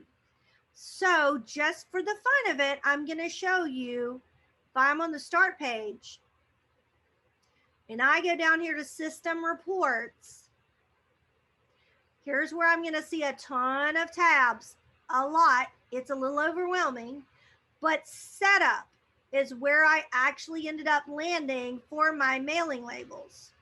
And here are my mailing labels. So there's a lot when it comes to these labels, these reports, there's a lot of places. So it's going to be a challenge, I think, for you to figure out where those labels are that you're used to using. Hopefully it'll be simple, but you never know. So I'm going to say, hey, these parent guardian mailing labels, I need to make a change. Okay, so I'm going to go in here and I want to tweak how it looks.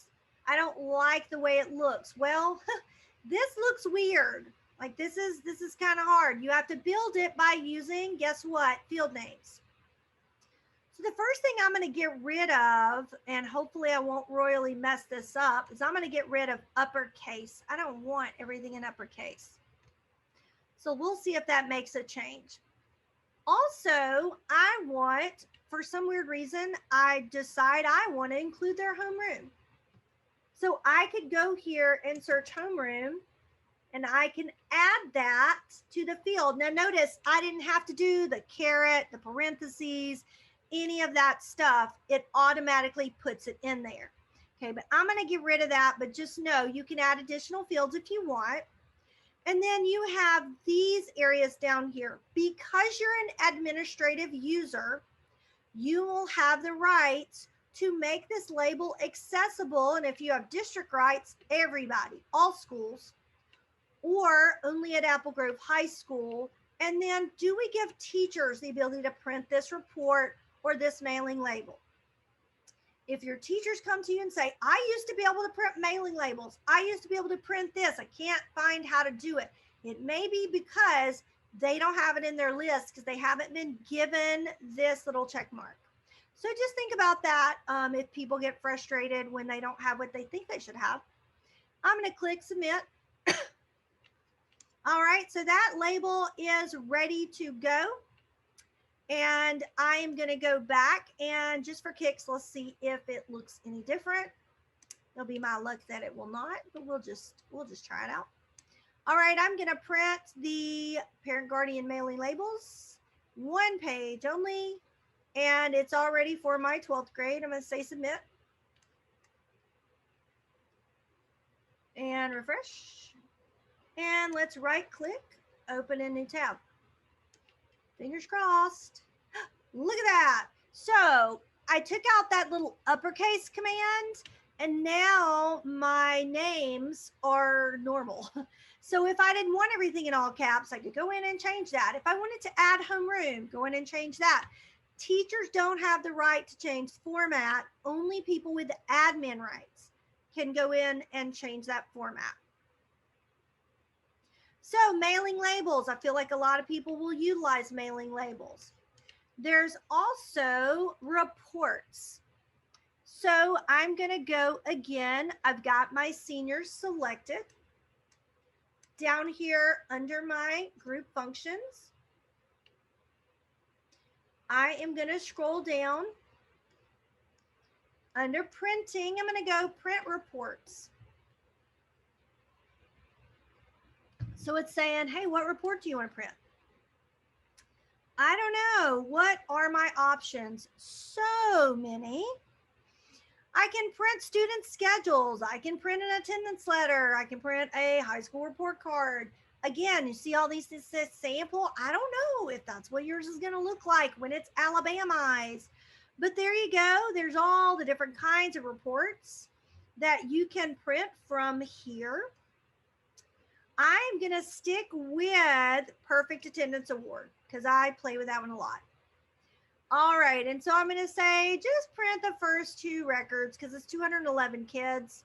What order do I want? If I'm printing student schedules, how do I want that done? If I'm printing a fee list, what year are we looking at? If this is something like a transcript, do I need to put unofficial or draft on it? A lot of things to think about. And I'm going to say submit. All right, 211 Perfect Attendance Awards. All right, this in our training server is a little messed up, just by the way, so I know. Notice though, it is pulling a lot of data. It pulled the name of the high school. It pulled today's date.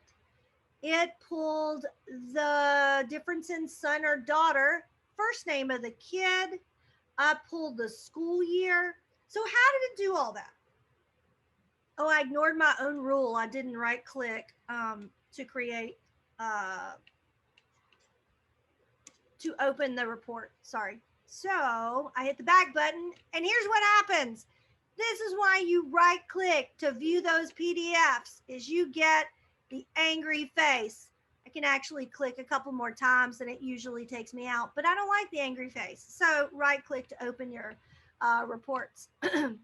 So what if I needed to tweak this Perfect Attendance Award? I am going to go, remember I said, if I want to tweak the setup, I'm going to go to reports. I'm going to go to setup and look at this actually is called a form letter. Perfect Attendance Award is a form letter. And there it is. So if I click this, I can see all these settings. Here's the report body, and I'm going to show you what it looks like.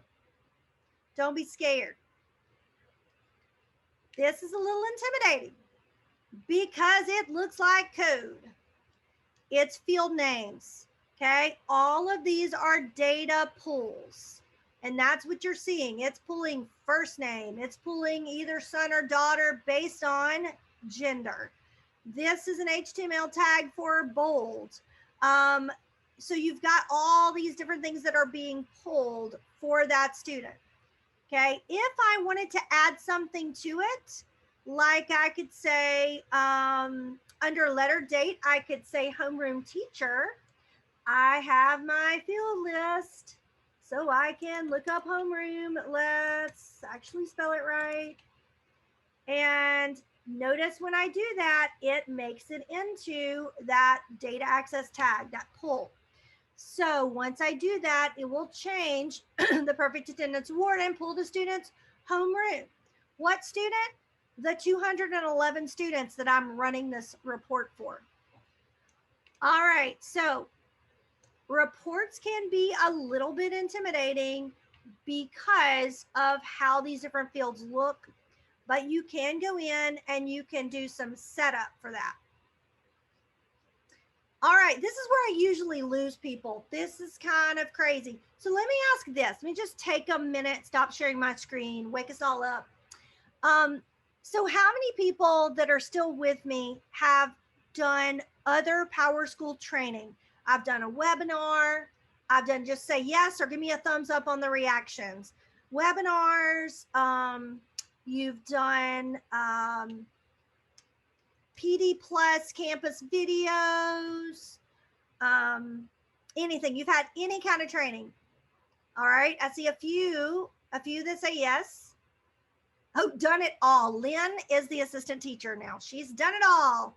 All right. So I hope that for those of you that have never seen this before, I hope it's not overwhelming, because it can be. Because honestly, I did a big 5-day training back in 2019, and I left there each day to go home and do homework and be a little freaked out, because I feel like this is really challenging and it's a big learning curve. For those of you who have done some training before, for those of you that have been through some webinars and everything, if you want to take just a second and unmute, or in the chat, is there anything I've shown you today that made things clearer? Or is there anything I've shown you that in the webinar somebody said something different, and hey, here's another way to do this? Any tidbit of knowledge you can give us, or even some encouragement on understanding this program? What you got? Let's take a minute and just do kind of an understanding check. Where are you on understanding this program? And so far, what have you learned, or what has helped you the most?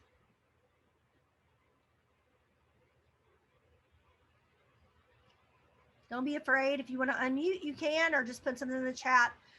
What has been most helpful? Those of you that have been through some of the trainings, do you have any advice for us? Is anything you're learning that's different here? Or if it's your first one, you can drop in the chat something that looks like it's going to be the most challenging for you.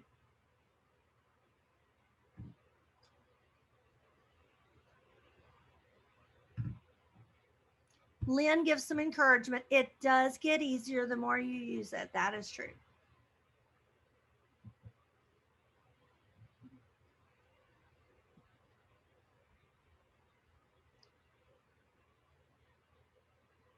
Oh, thank you, Adam. Like the comparator part, I guess because I'm not mathematical, reasoning, logical, it did not make sense the first time I heard it. It was so hard to get my brain to think that way. And sometimes even when I build a search command, I go, that's not right. Like, how do I do this? People stump me a lot. Like, how do you search for this? And I start trying to build it, and I'm going, yeah, that's not right.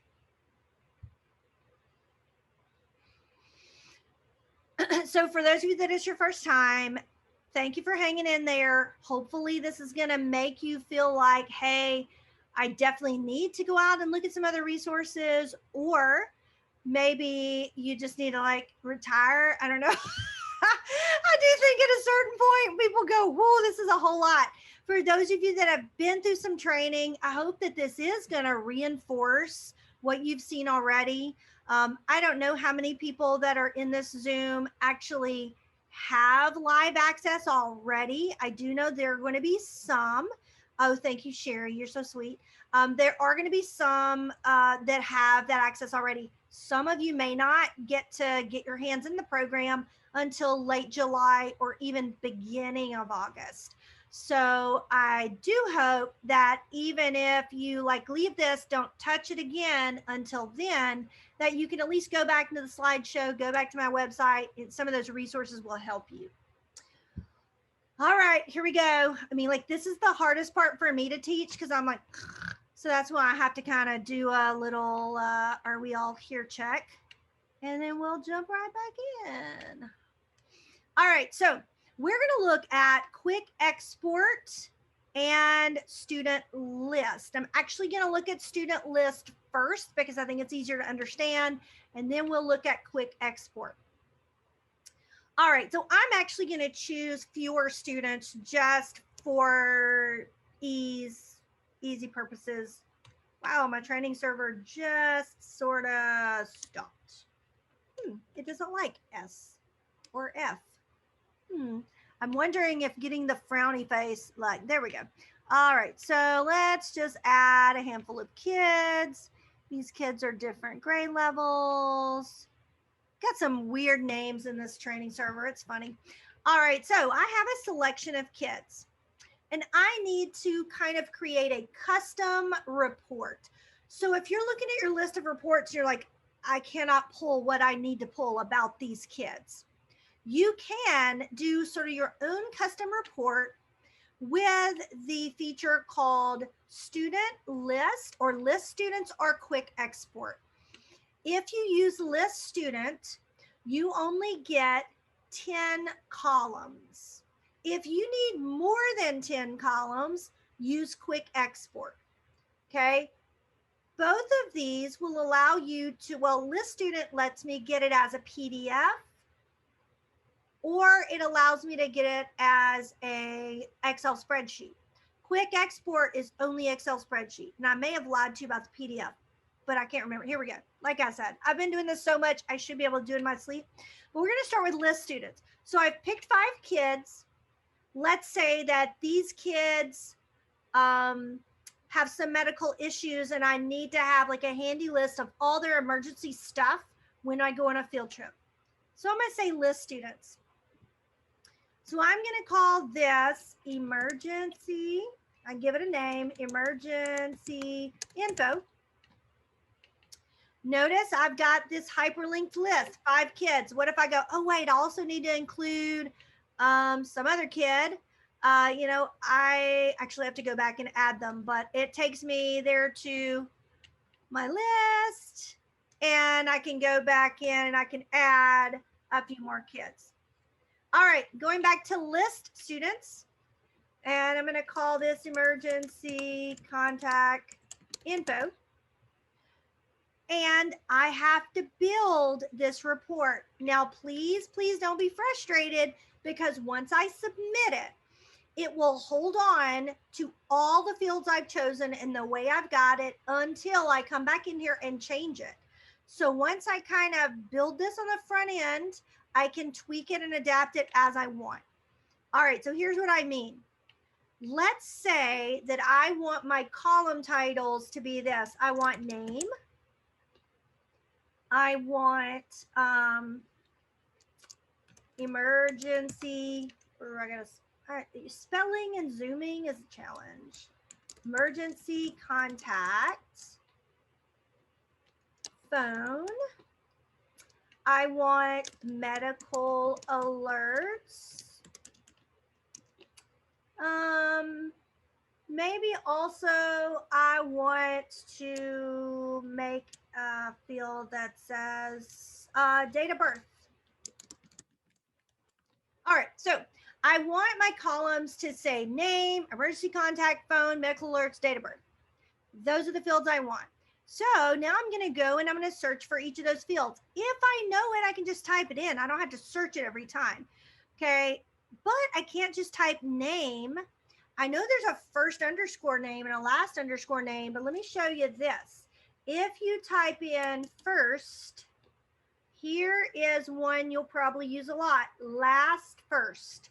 This gives you the kid's last name, comma, first name. Okay, so that's the field I want there. Emergency contact. And I'm going through this relatively quickly because you're not doing it with me.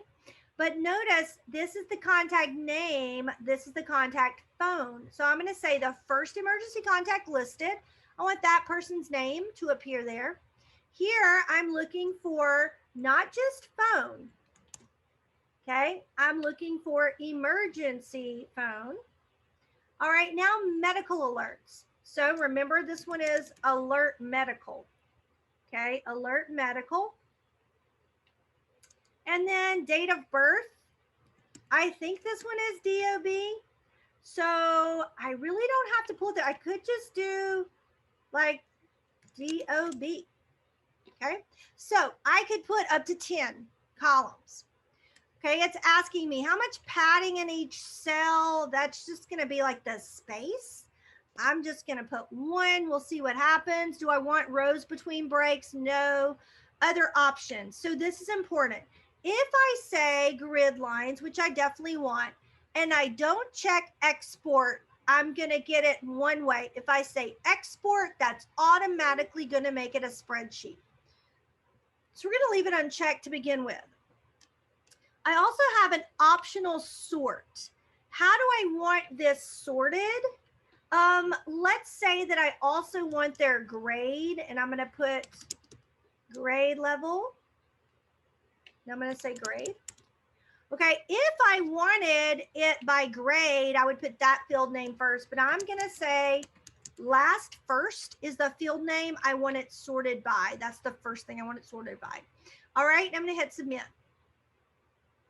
All right, so this is what I was afraid of. It does not make it a PDF. It actually just shows up on the screen.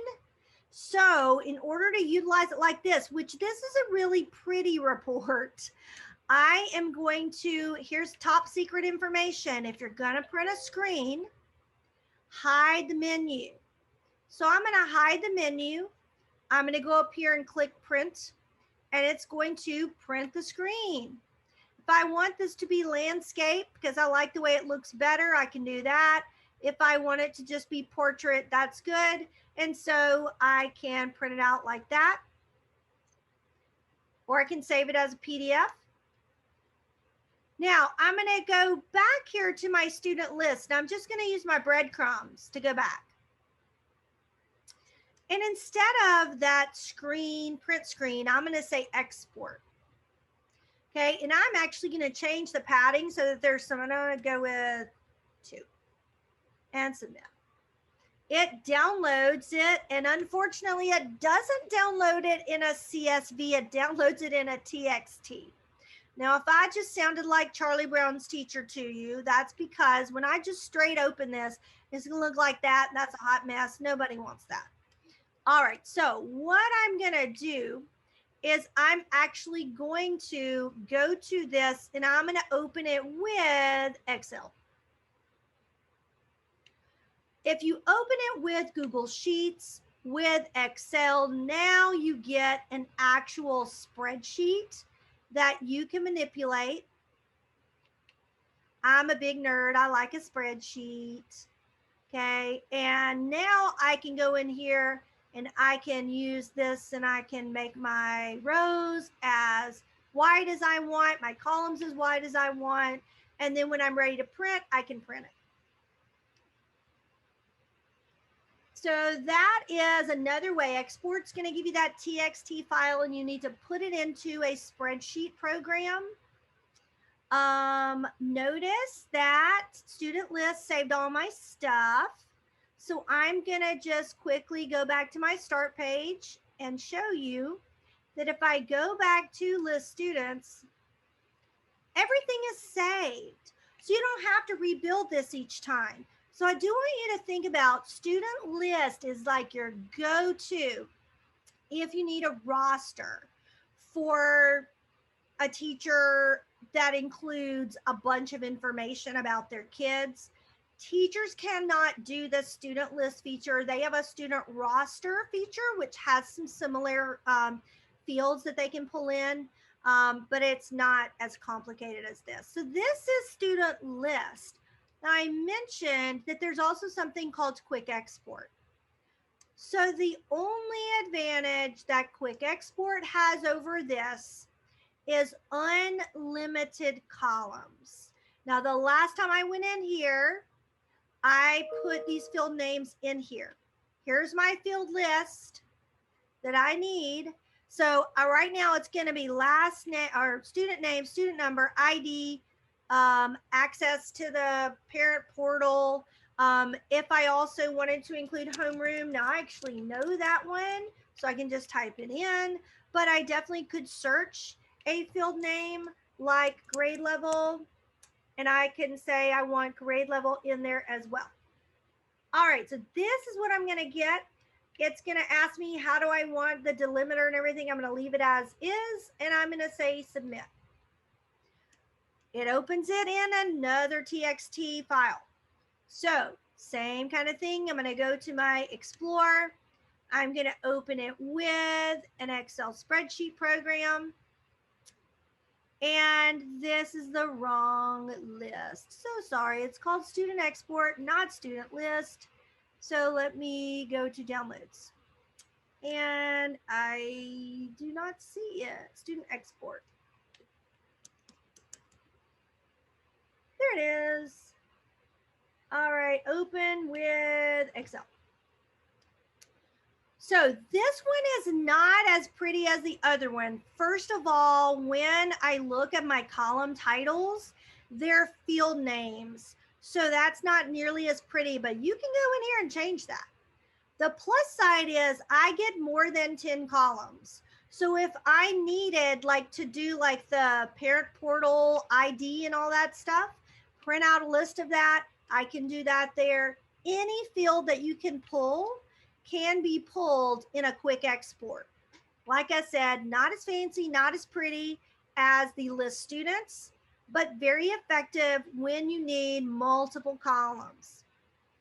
Quick export, list students, those are all under group function. All right, ignore, take a 10-minute break because we already took a quick break. Let's see, what do I have? I think I'm going to take us all the way to 11:15, and then we will do some questions. So let's go ahead. Let's see. Actually, this might be, let's go to 11 instead of 11:15. And then we'll do questions. And then I may go in and show you some of the teacher one. All right, so the workbook pages talk about all the different report types. So if you go to my website and you go to the workbook, you go to 108 through 111, it talks about all the different reports that are available because there are a ton of them. And I did want to go to system reports again, just to show you what I mean. So if I go here to system reports, you will see when I say there's a ton, there's a ton. You have a ton of them called attendance reports. These are typically pushed out by your district, or they are sample reports already preloaded by PowerSchool. There's discipline, there's grades and gradebook, like class ranking, like honor roll. There's membership and enrollment. Some of you will be doing these kinds of reports. There is statistics. This is going to have to do with parent portal access. How many times have they signed in? I believe it'll give us, have they signed in at all? That kind of information. Student and staff listings. So you can set up a lot of these. One of them is class roster, and that one is down here. We'll look at it in just a moment. Master schedule, staff listing, student birthday list, and then some additional school level reports. That is just on one tab of many tabs under system reports. You also have report works.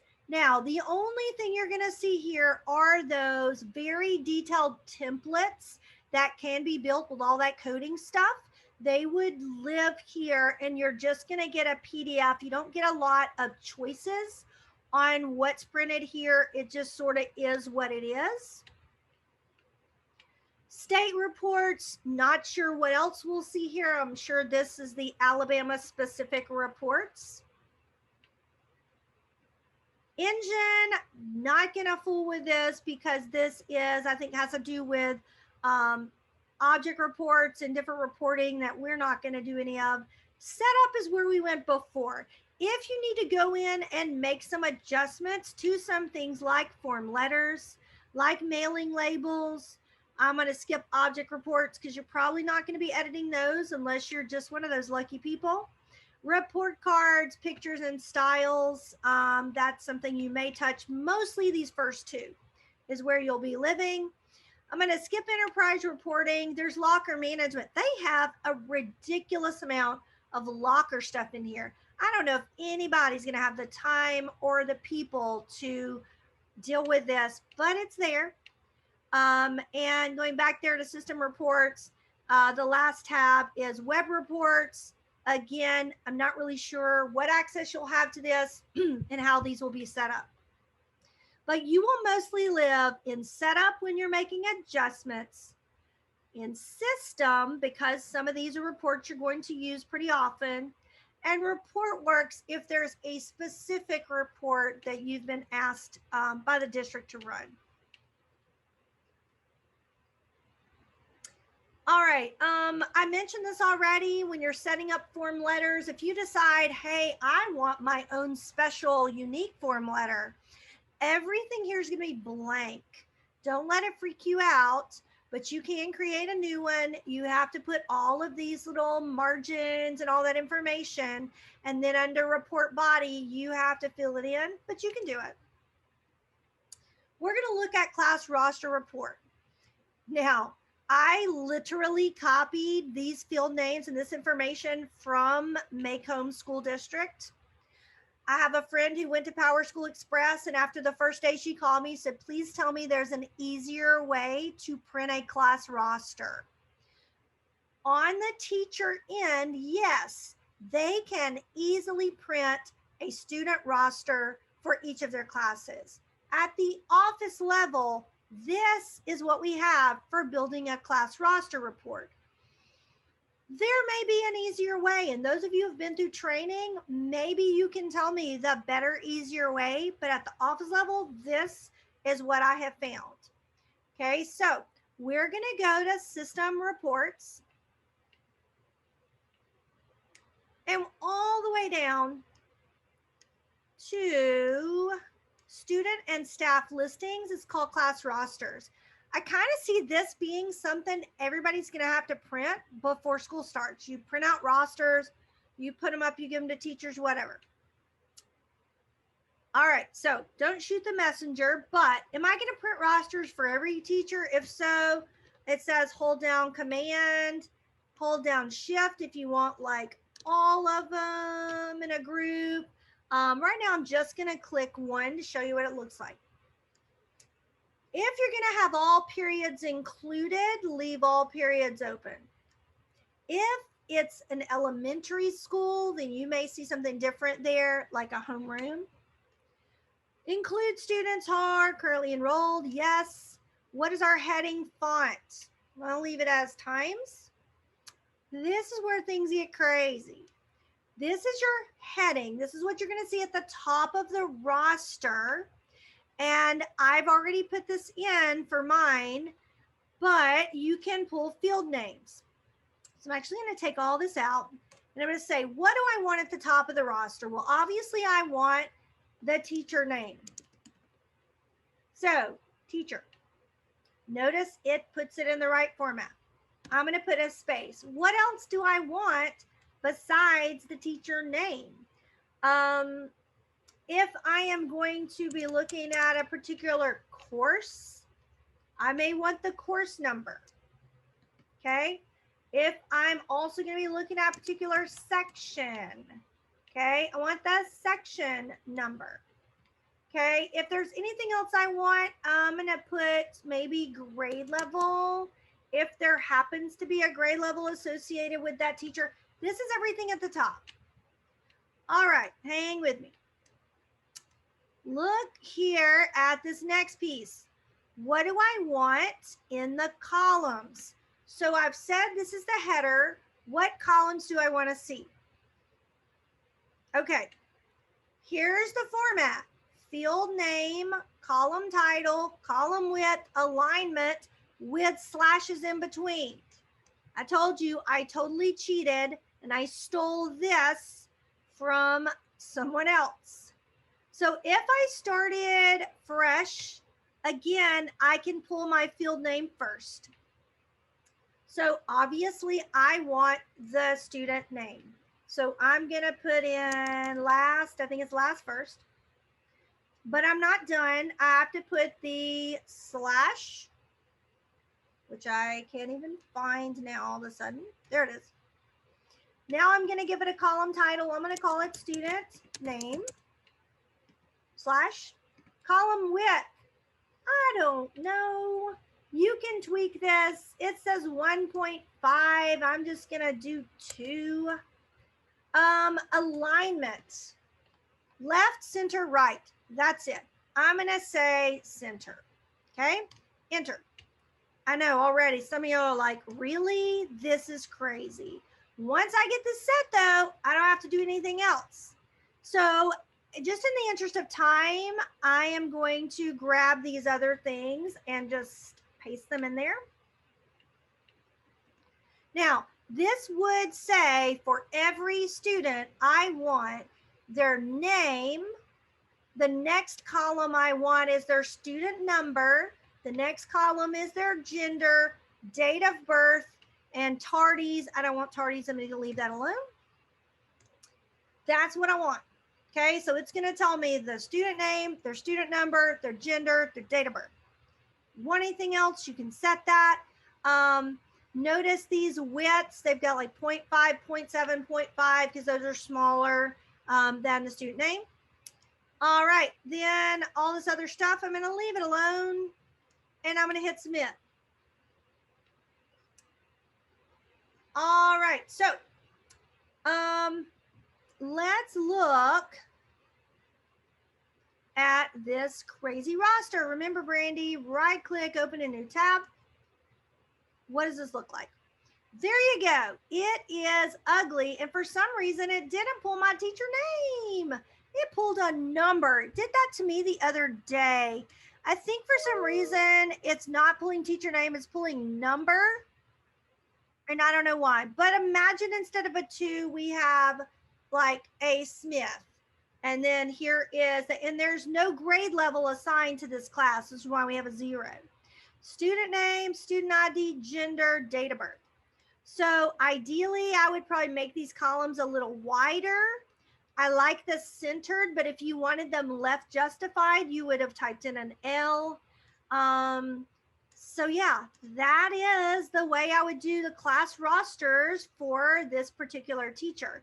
Now, one field name that you may not know is called expression. So if I am going here and I want the period number for my secondary people on this quick export, we were not on quick export. We were on system reports. I apologize. We were on class roster. Here we go. So back down here, if I wanted, instead of grade level, I actually wanted the period number, it's actually called expression. So that is weird, but that's what it's called. And for some reason, it's not pulling teacher name. So let me see what field name it might be. I really just have teacher. I don't have name, so that's strange. What this says is teacher name, all one word. So I am just going to pull that just like that. Don't know why that field name's not there, but I'm going to throw it in there and just see what happens. There we go. All right, so let's look at it again. Open a new tab. Oh, geez, I guess I was like too quick on the draw for that one. We'll refresh it and try again. And maybe, it is not like me today. Well, let's just say, trust me, it works. Moving on along in the interest of time. But you've got all your different system reports there. You've got a way to set them up. Class roster report. If any of you have done training, have found an easier way to do this, please let me know, because it is a struggle. All right, you do have to format this based on your needs. Don't forget to right click, open a new tab when you're opening your different reports. An easier option for your teachers is you can go into Power Teacher Pro, and I will show you that you as an administrator can go into Power Teacher Pro. So I'm going to go here to Teacher Schedules, go to a teacher's schedule, and where it says Power Teacher Pro, this is the admin view only way to get into teacher grade books. So those of you that are teachers, sneak peek, this is what your grade book looks like. Okay, this is where an administrator can go in and look at a teacher's grades and see what they've got going on. Hot tip, if nobody shows you this, when you're teachers in the teacher view, Change the view to like medium or large. That's ridiculously small. Anyway, so there is a place to print reports here, and the one you want is called student roster. Um, let's see. So I'm going to go here. I'm going to say I just want it for this French class. And the column that I want by default is name. And I also want some other columns like student, birthday, student, grade level, student, gender, student, number. All right, that's the stuff I want to see. And I would say run report. All right, it's being queued. Now, I believe the little error message that it gave me here is navigate to my report queue to see this report. So let's test that out. If I go to my report queue, student roster report, right click, open link in new tab. You see why this one is so much nicer than the admin one. But here's the catch. Like, there's not a way that I have found to do it for every teacher like this without going to every teacher's schedule. So if you know a better tip to access this like in bulk, let me know, because I am not aware of it. But that's a pretty report if we're being honest. All right, we are rolling into student information changes. I know we're not going to have enough time to cover everything, but we did look on those student screens. So if I just pick one kid like this kid, Jacob Case, I have all of this. Oh, that was a bad one to choose. Let me just go to another kid. There we go. I have a group of 7 kids chosen right now, and notice I have these little arrows I can go between the kids. So if I need to change anything, I can change it on these screens. Attendance and enrollment. There is an attendance button under functions up here at the top. Now, people always ask me this, especially my office staff folks. They're like, okay, how do I check a kid in, check a kid out? I am hoping they answer that in the attendance manual, because here is what I see. At the front office, kid comes in, we need to check him in as a tardy excused or doctor's excuse or whatever. The way you add an attendance is this little add button over here. So I went first under functions to attendance. I'm going to land on this dashboard that lets me see some of the attendance that's been marked today. But I'm going to go to add. I'm going to look up the student's name. I'm going to change the code to doctor's excused. And if I want to, I can print an admit slip for today and save. Now, I have people all the time, is that what ours is going to look like? That doesn't look like what we use. I don't know. It is what it is.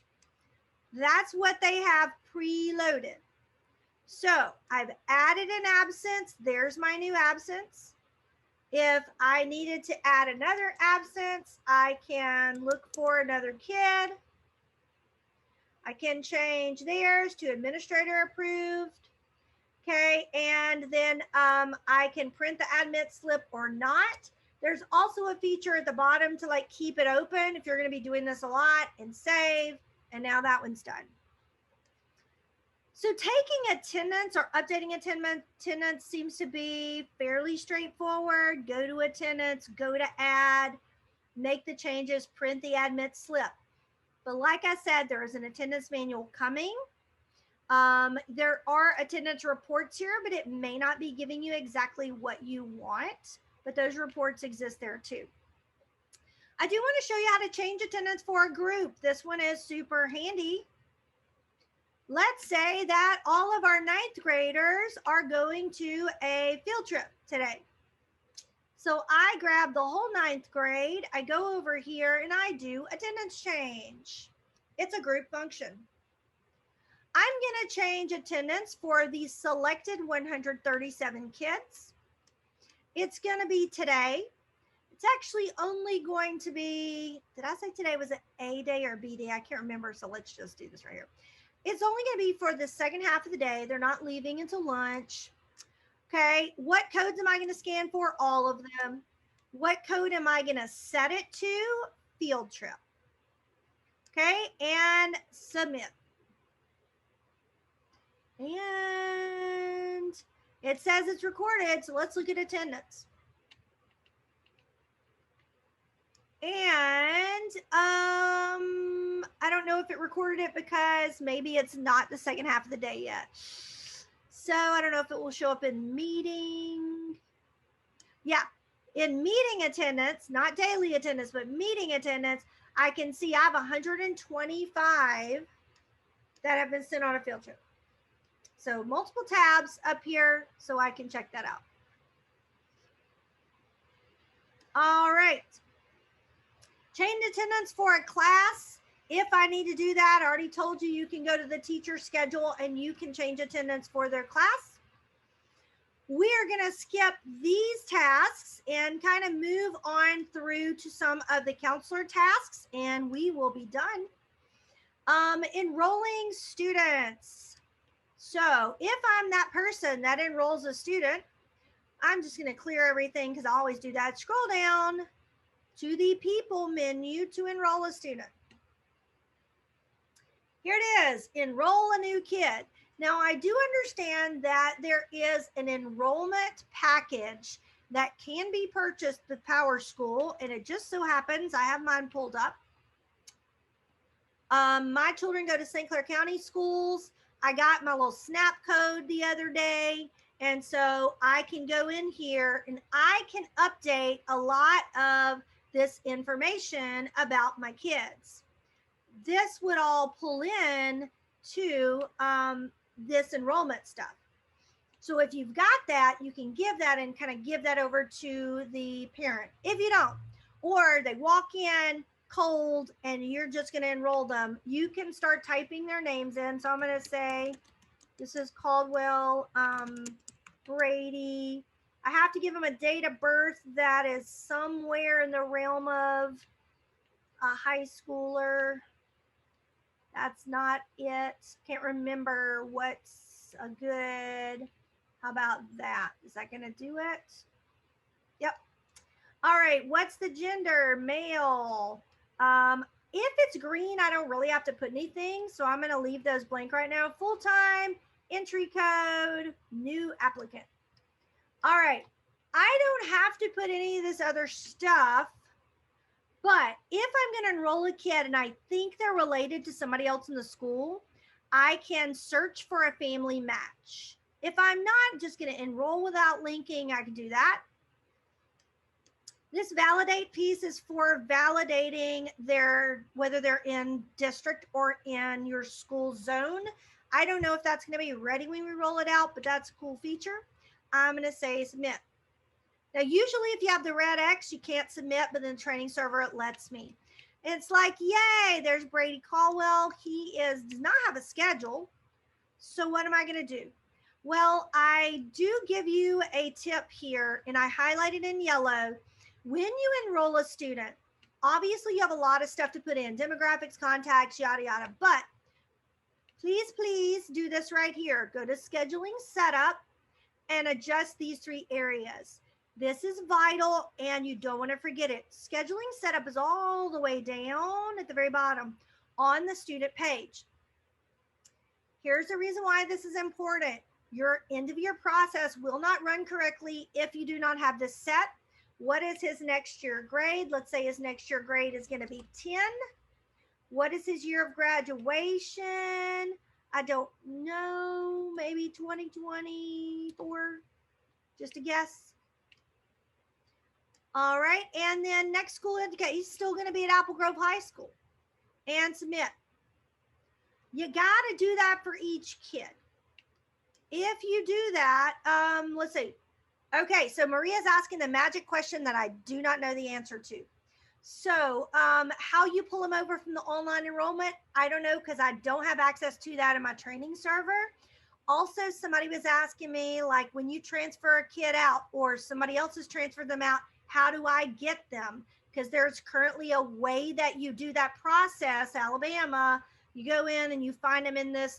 I don't know because I don't have access to all of that. hoping with the attendance manual comes some of these answers. I know, right? It's like, when is this? Like July 1st? But like, fingers crossed. I'm just showing you kind of the basics. Here's how you enroll a kid. Make sure you do those three things. When you get to this next screen, um, you also can transfer a kid out if you need to. So I'm going to go down here to enrollment functions. And let's say I needed to transfer him out of our school. I go transfer him out. Here's the date of the transfer. He just enrolled, so tomorrow is going to be the day of the transfer. Exit code, in-state transfer. Where's he going? Submit. You also can go to functions and transfer him to another school if you know he is going to leave Springville High School and go to Asheville High School, same district. Then I can choose what high school he's going to and submit. Again, where in the PowerSchool abyss they go to, I don't know, because I haven't had access to that, but that's the process. The other process is re-enroll. Now I'm going to get an error because he's already enrolled. But if you had a kid that was inactive, you can re-enroll them in the enrollment functions too. All right, this quick reference card shows you that you can find any inactive students using these commands. So keep those handy, especially my counselor and registrar folks. If you're looking for transferred out inactive students, graduated students, all that jazz. All right, I mentioned transfer and re-enroll. Class enrollment. So I do want to show you. So we've got this kid, Brady. He needs a schedule. Or I've got a kid who needs to modify their schedule. I'm going to go to the kids page. I'm going to scroll all the way down to scheduling, and I'm going to do modify schedule. So this is definitely a heads up for my counselor friends, for my people that are going to manipulate a kid's schedule. This is what you would do, modify schedule. Now, you might do an automated schedule for this kid. If we had something set up where this is the template in Power Scheduler for all ninth grade kids, it would pull an enrollment like template in for him. But since we don't, we have to do it by hand. So this is also how you'd modify a kid's schedule if they needed one more class or whatever. Here's what I give you my hot tip. Go here to Matrix View, right click, open link in new tab. Here's why. Right now it's blank. I'm going to go in and I'm going to say find available classes. I'm going to give him algebra. I'm also going to look for a second period class, find. I'm going to give him biology. Search for a third period class. I'm going to give him computer applications and a fourth period class. Find. I'm going to show you why I'm doing this kind of quickly, real quick. AP history. I know that's correct. Oh, shoot. If I pick one that is over, it'll ask me for a password because you can't add kids if it's over the cap. So let me choose one that is not. Creative writing. That looks good. All right. So here's the reason why I say do schedule matrix view. I'm going to refresh this page. This shows me that there are holes in his schedule. This is not going to be really a conflict if I'm okay with him not having anything on B day, third period, but I'm probably going to want to assign him a class. So if I have that open, as I make adjustments, I can see this. I can also see conflict. So let's say I go and pick a third period class, and that class is actually an AB class. All right, look at this. It's going to show me the conflict. Otherwise, you're like clicking back and forth. I think that's a handy dandy trick. Open in a new tab. The other thing that is handy is that I can quick enroll if I know the course number and section number. So technically I could have my master schedule open over there and copy and paste those section numbers and course numbers right in there. So that might be helpful. Okay, is there a locate now function if you want to see where a student is at a certain time? Okay, that's a good question. I've never had that question. So I don't know that would be called locate now, but here's what I think we would probably do. So if I'm looking for a particular kid, if I'm looking for, whoops, Trevor Anderson, okay, or let's go with Barry Anderson, he's first. I can go to his schedule and see his schedule right there.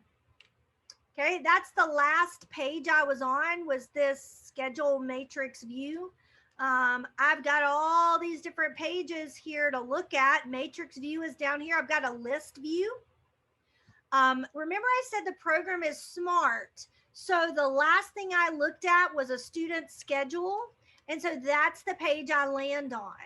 So like if I looked up another kid, like this Jacob Case, when I go to his page, it's going to go, of course, he's the one with no schedule. It's going to go to schedule view rather than like that quick lookup screen. So anyway, but you can access those other screens just by going through here and clicking and finding out information about the kid. Quick lookup is right up here at the top. So if I want to get back to that one, I could. So that's the closest I've got to locate them now. All right, so let me move my chat over here. I'm trying to do two screens. Will we get a copy of the presentation? So here's what I'll tell you. I'm going to put the recording on my YouTube playlist, and you can access the presentation by going to my website, and that's in the slideshow. And I actually had, I shared the link to the slideshow already, but I'll do that again. I did at the beginning. So here it is again. If you need it, I always recommend to people go to file and make a copy and have your own copy of it. I'm happy for you to use this presentation to train other people and show them. It always is nice if you say adapted from Brandy Caldwell. Of course, I'm not going to know if you don't. So let's see. On the quick lookup screen, will it show if he is present? That's a good question. So I'm going to actually go to another student's quick lookup screen because that's going to be a better person to look at. Maybe this kid has a schedule. Yeah. I believe at the very bottom, attendance by day. So this week, whatever day it is, you could see if that student was here. Is there ETA on the YouTube video so we can review for presenting to the office staff? Yeah, as soon as we're done here and it renders, I usually pull it into iMovie and clean it up a little, and then I will put it on YouTube. So it should be done in the next hour or so.